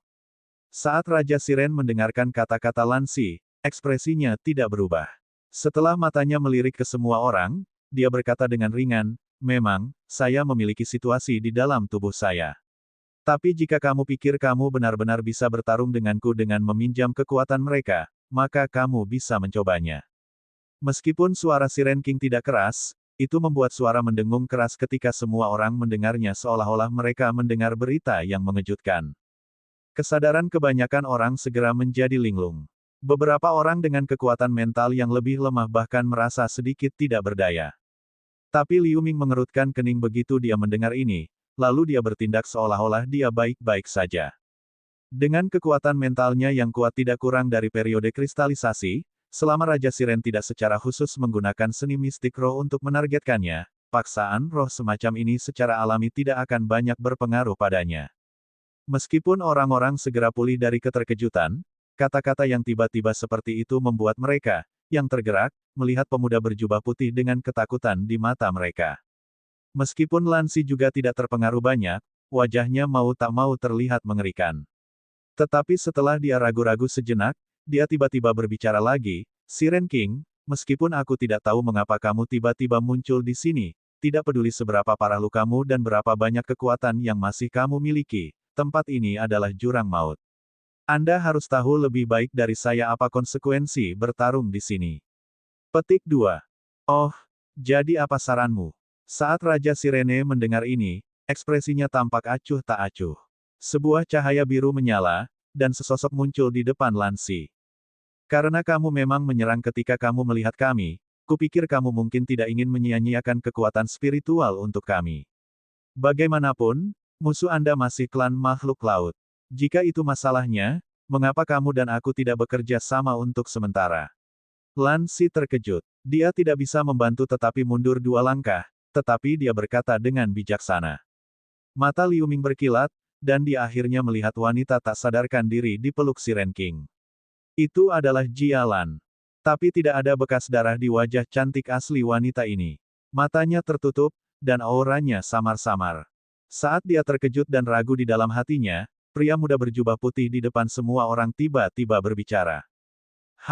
Sepertinya kamu tahu banyak hal. Tetapi karena Anda telah tinggal di kedalaman vena mineral ini begitu lama, kali ini Anda datang ke jurang ini pasti bukan langkah yang terburu-buru.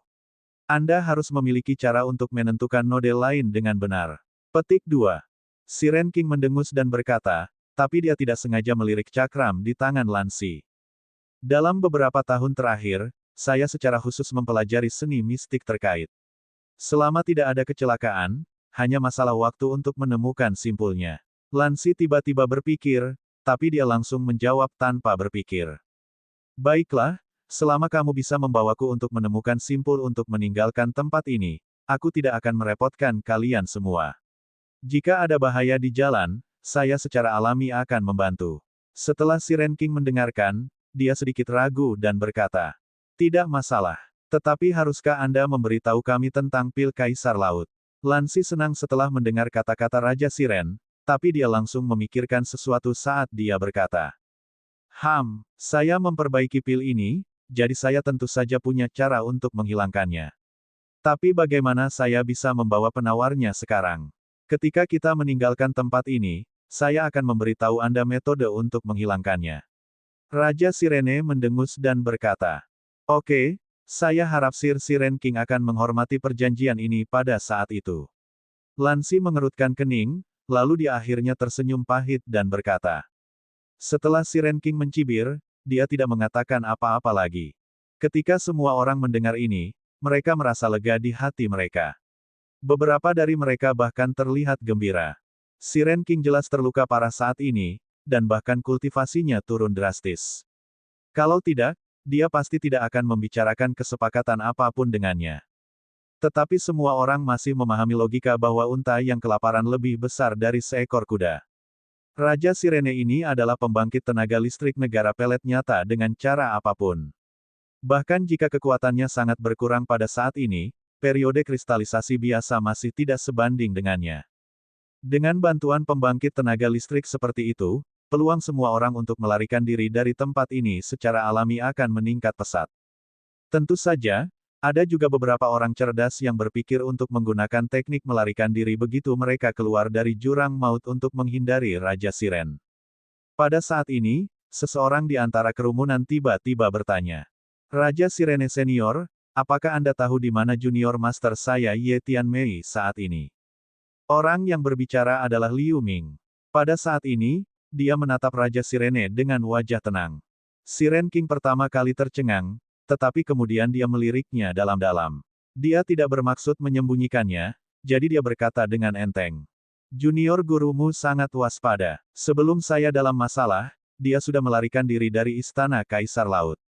Petik 2. Benarkah itu? Liu Ming tercengang. Apakah kamu pikir aku akan berbohong kepadamu sebagai penggarap negara kondensasi?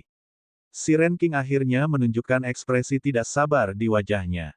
Ketika Liu Ming mendengar kata-kata pemuda itu, dia menangkupkan tinjunya dengan gembira, dan dia tidak berbicara lagi. Jadi waktu berikutnya, setelah Lansi dan Siren King membahas masalah pelarian, kedua pihak terus bergerak maju ke jurang dalam suasana yang agak aneh.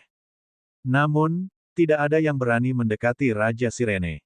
Meskipun Liu Ming masih terkejut mengapa Jialan akan jatuh ke tangan penggarap miskin negara pelet nyata ini, dia tidak bisa bertanya apa-apa lagi dalam situasi ini.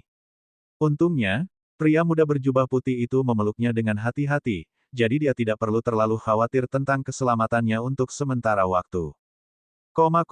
Di sebuah gua kecil di urat mineral laut dalam. Ye Tianmei, dengan jubah hijau, berdiri di tengah gua dengan tatapan dingin. 9 pedang terbang perak dingin melayang di sekelilingnya, menyebabkan suhu di dalam gua tiba-tiba turun ke titik beku. Setelah beberapa pencarian sebelumnya ditambang, dia bahkan tidak bisa menemukan aura Liu Ming melalui penggunaan senjata magis.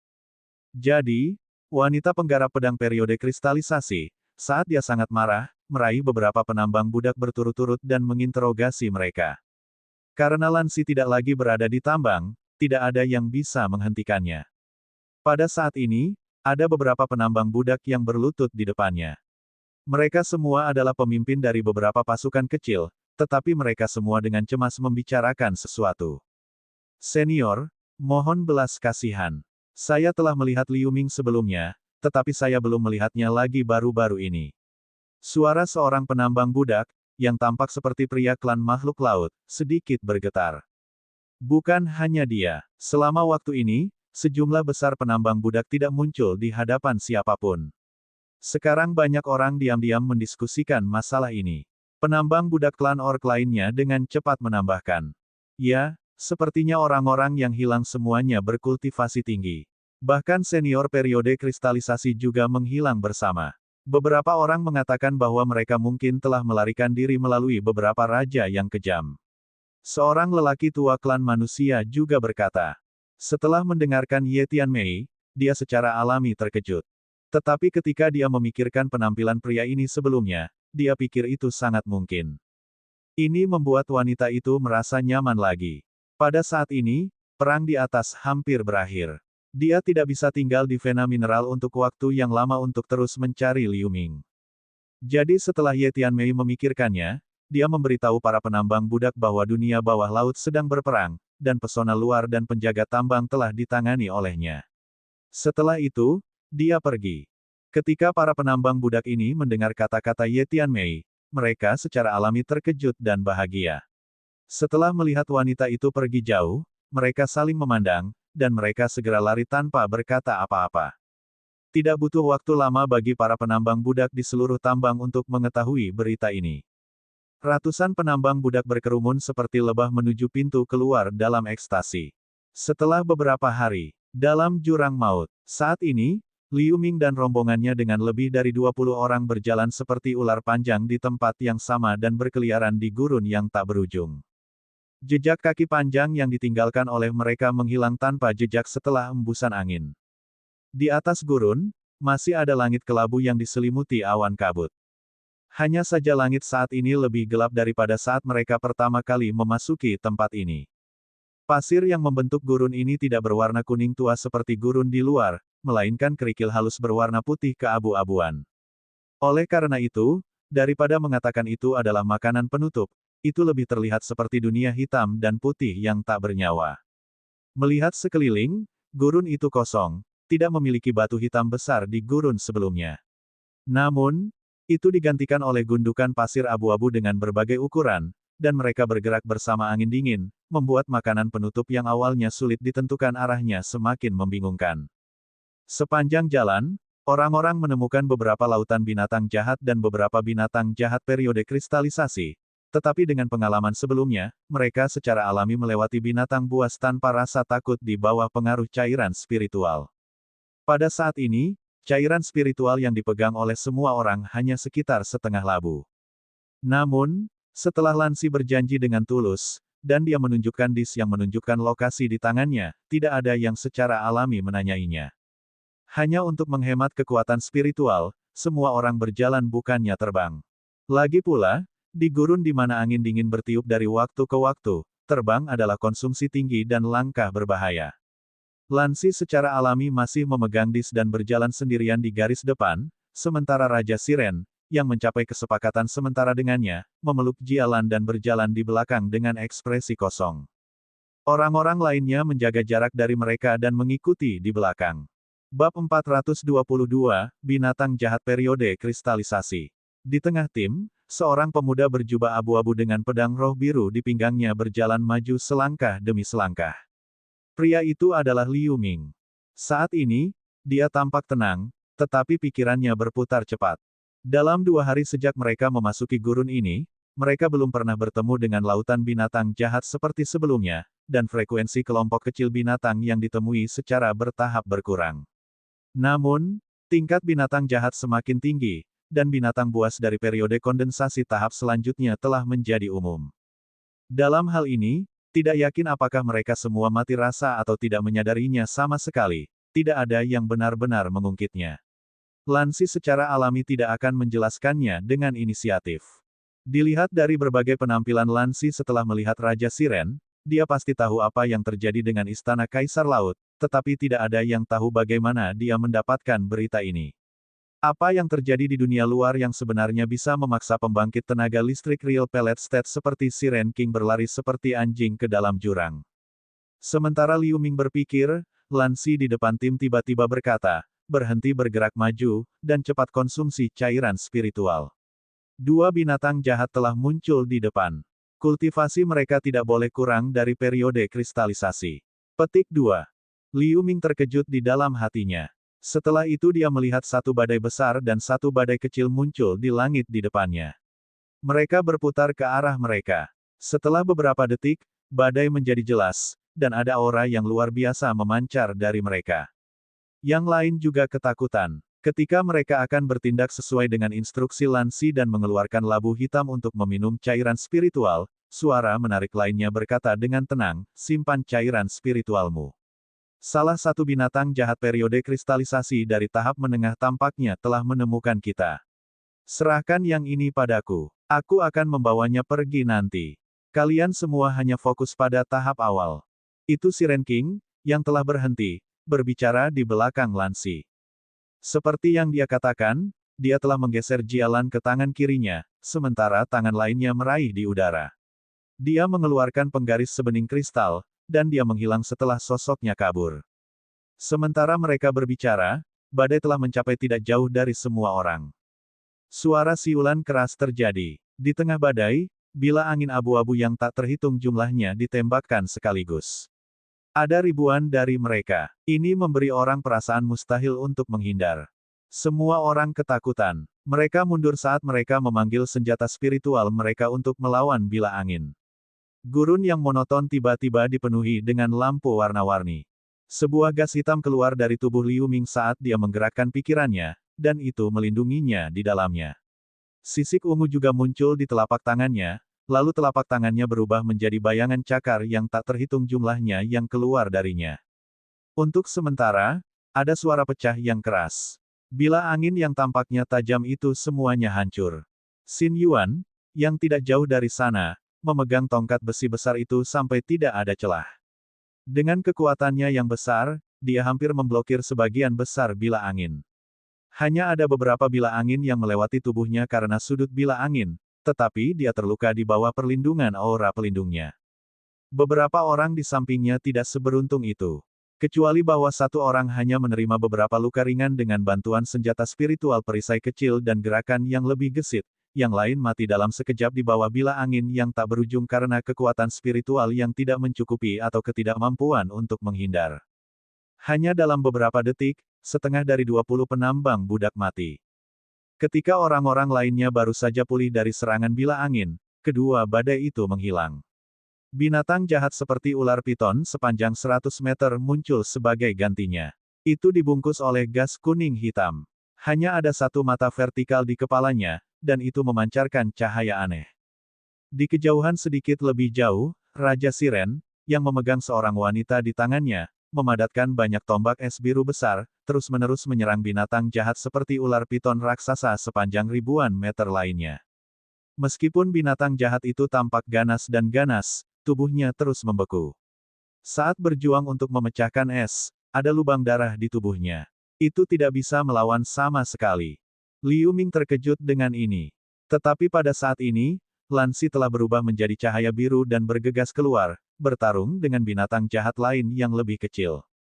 Sebuah cermin kuno perunggu muncul di tangannya entah dari mana. Itu segera berubah menjadi beberapa ratus bayangan cermin kuning. Bila angin yang lebat menghilang ke cermin kuno saat mereka saling bersentuhan. Saat Lansi mengerang, kumpulan cahaya keemasan keluar dari bayangan cermin, meledak ke arah binatang jahat yang berlawanan.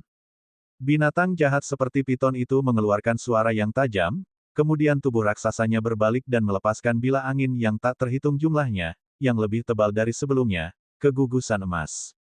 Dalam suara ledakan yang terus-menerus, bila angin dan lampu emas segera terjalin. Momentumnya sangat mencengangkan. Melihat ini, Liu Ming menggoyangkan lengan bajunya tanpa mengatakan apapun. Pedang biru segera terbang keluar dengan suara yang jelas. Setelah melayang di udara, itu berubah menjadi pelangi kristal biru. Meskipun Xin Yuan dan yang lainnya tidak berani mendekat, mereka juga melambaikan senjata di tangan mereka untuk melepaskan berbagai serangan jarak jauh. Binatang jahat seperti ular piton ini awalnya hanya mampu bertahan melawan senjata spiritual Lansi. Sekarang, begitu banyak serangan diluncurkan sekaligus, secara alami tidak bisa menahan lagi. Tapi ada juga beberapa kelompok cahaya keemasan yang keluar dari bila angin dan mengenai tubuh binatang jahat seperti ular piton itu. Itu segera melepaskan lingkaran cahaya keemasan yang menyilaukan dan mengenai aura pelindungnya, meninggalkan beberapa lubang 10 meter di tubuhnya. Binatang jahat seperti piton itu meraung dengan keras. Itu menyemburkan beberapa cairan kuning dari tubuhnya. Dan pada saat ini, pelangi kristal hitam lainnya juga keluar dari bila angin. Itu melintas dan membuka lingkaran luka yang dalam di sekitar leher binatang jahat itu. Lebih banyak cairan menyembur keluar segera. Adegan seperti itu mengejutkan banyak orang. Lansi melirik Liu Ming tanpa sadar, dan matanya memancarkan cahaya aneh. Setelah binatang jahat ini mengalami serangan yang menyakitkan, ia benar-benar kesal. Itu membuat jeritan tajam, lalu cahaya abu-abu mengalir di permukaan tubuhnya. Luka di tubuhnya benar-benar pulih secara bertahap. Pada saat yang sama, ia mengayunkan ekornya dan menghancurkan seperti tongkat raksasa. Melihat ini, sosok Liu Ming melintas dan bergegas keluar beberapa ratus meter jauhnya, meninggalkan bayangan di belakangnya. Xin Yuan dan yang lainnya segera menghindar dengan ngeri. Tapi masih ada dua penambang budak yang tidak bisa menghindar tepat waktu, dan mereka dihantam oleh ekor monster besar seperti ular piton. Mereka segera berubah menjadi dua bola saus daging. Pada saat ini, Liu Ming dan yang lainnya melancarkan serangan lagi tanpa ragu-ragu. Lampu pedang yang tak terhitung jumlahnya melonjak ke arah binatang jahat seperti piton. Meskipun binatang jahat itu tidak terluka oleh serangan itu, pemulihan lukanya dihentikan oleh serangan itu. Saat Lansi melihat ini, 10 jarinya kabur. Cermin kuno perunggu sekali lagi meledakkan serangan cahaya keemasan yang menyebabkan beberapa lubang darah lagi pada binatang ini. Pada saat ini, Liu Ming tampak kejam. Dia membuat gerakan pedang dengan satu tangan. Setelah pedang kecil biru itu berdengung, ia mengikuti beberapa kelompok cahaya keemasan untuk mengenai binatang jahat itu, dan ia masuk ke salah satu lubang darah pada sudut yang luar biasa. Kemudian, saat dia menggerakkan pikirannya, pedang terbang itu mengamuk di tubuh binatang jahat itu. Binatang buas itu membuat geraman yang memilukan, lalu tubuhnya jatuh dari langit, dan terus berguling-guling di tanah dengan putus asa. Lansi dan anggota kelompok lainnya senang ketika mereka melihat satu sama lain. Mereka segera menggunakan semua kekuatan spiritual mereka untuk melemparkan berbagai seni mistik senjata spiritual. Dalam sekejap mata, binatang jahat itu memiliki lubang yang tak terhitung jumlahnya di tubuhnya. Gas kuning dan hitam di permukaan tubuhnya hanya tersisa lapisan tipis. Pada saat ini, di atas kepala besar binatang jahat itu, sebuah pedang kecil berwarna biru tiba-tiba menembus tengkorak kepalanya.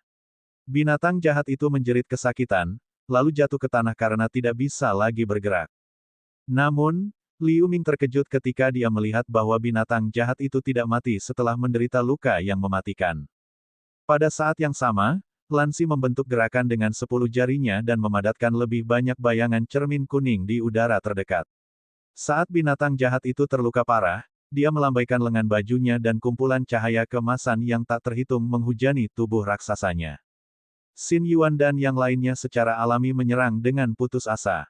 Ketika cahaya keemasan itu hilang, binatang jahat seperti ular piton sepanjang 100 meter itu hangus dan tidak bergerak di tanah. Melihat adegan ini, semua orang akhirnya menghela nafas lega, dan Lansi menatap Liu Ming dalam-dalam. Liu Ming tampak seperti biasa. Dia melambaikan lengan bajunya dan mengambil pedang terbang biru di udara, lalu dia mengarahkan pandangannya ke pertempuran lain yang agak jauh. Pada saat ini, Pertempuran antara Raja Siren dan binatang jahat tahap menengah dari periode kristalisasi juga berakhir. Di bawah serangan tombak es biru yang hampir tak berujung dari Raja Siren, meskipun binatang jahat tahap menengah periode kristalisasi memiliki kekuatan spiritual yang kuat, sebelum bisa melepaskan kekuatannya, itu sudah tertutup luka sampai tidak bisa diam. Beberapa kali, binatang jahat ini mencoba mencari peluang dan melarikan diri, tetapi ia dipaksa mundur oleh tombak es Raja Siren. Akhirnya, binatang jahat ini, sekali lagi berubah menjadi patung es, tetapi tidak bisa langsung menembus es. Mata Siren King berkilat, lalu dia menggenggam di udara. Di bawah fluktuasi ruang yang hebat di atas patung es besar, telapak tangan biru beberapa 10 meter melintas dan terbanting ke bawah. Suara ledakan menyebar. Kepala besar binatang buas itu dan es biru di permukaan tubuhnya dihancurkan dengan mudah oleh bantingan, berubah menjadi titik cahaya kristal yang menghilang ke udara. Pada saat berikutnya, hampir 1000 meter mayat binatang jahat runtuh ke gurun di bawah dan membuat batu dan pasir beterbangan. Mata Lansi sedikit berkedip saat dia melihat situasi ini. Liu Ming tidak bisa membantu tetapi menghembuskan napas dengan ringan.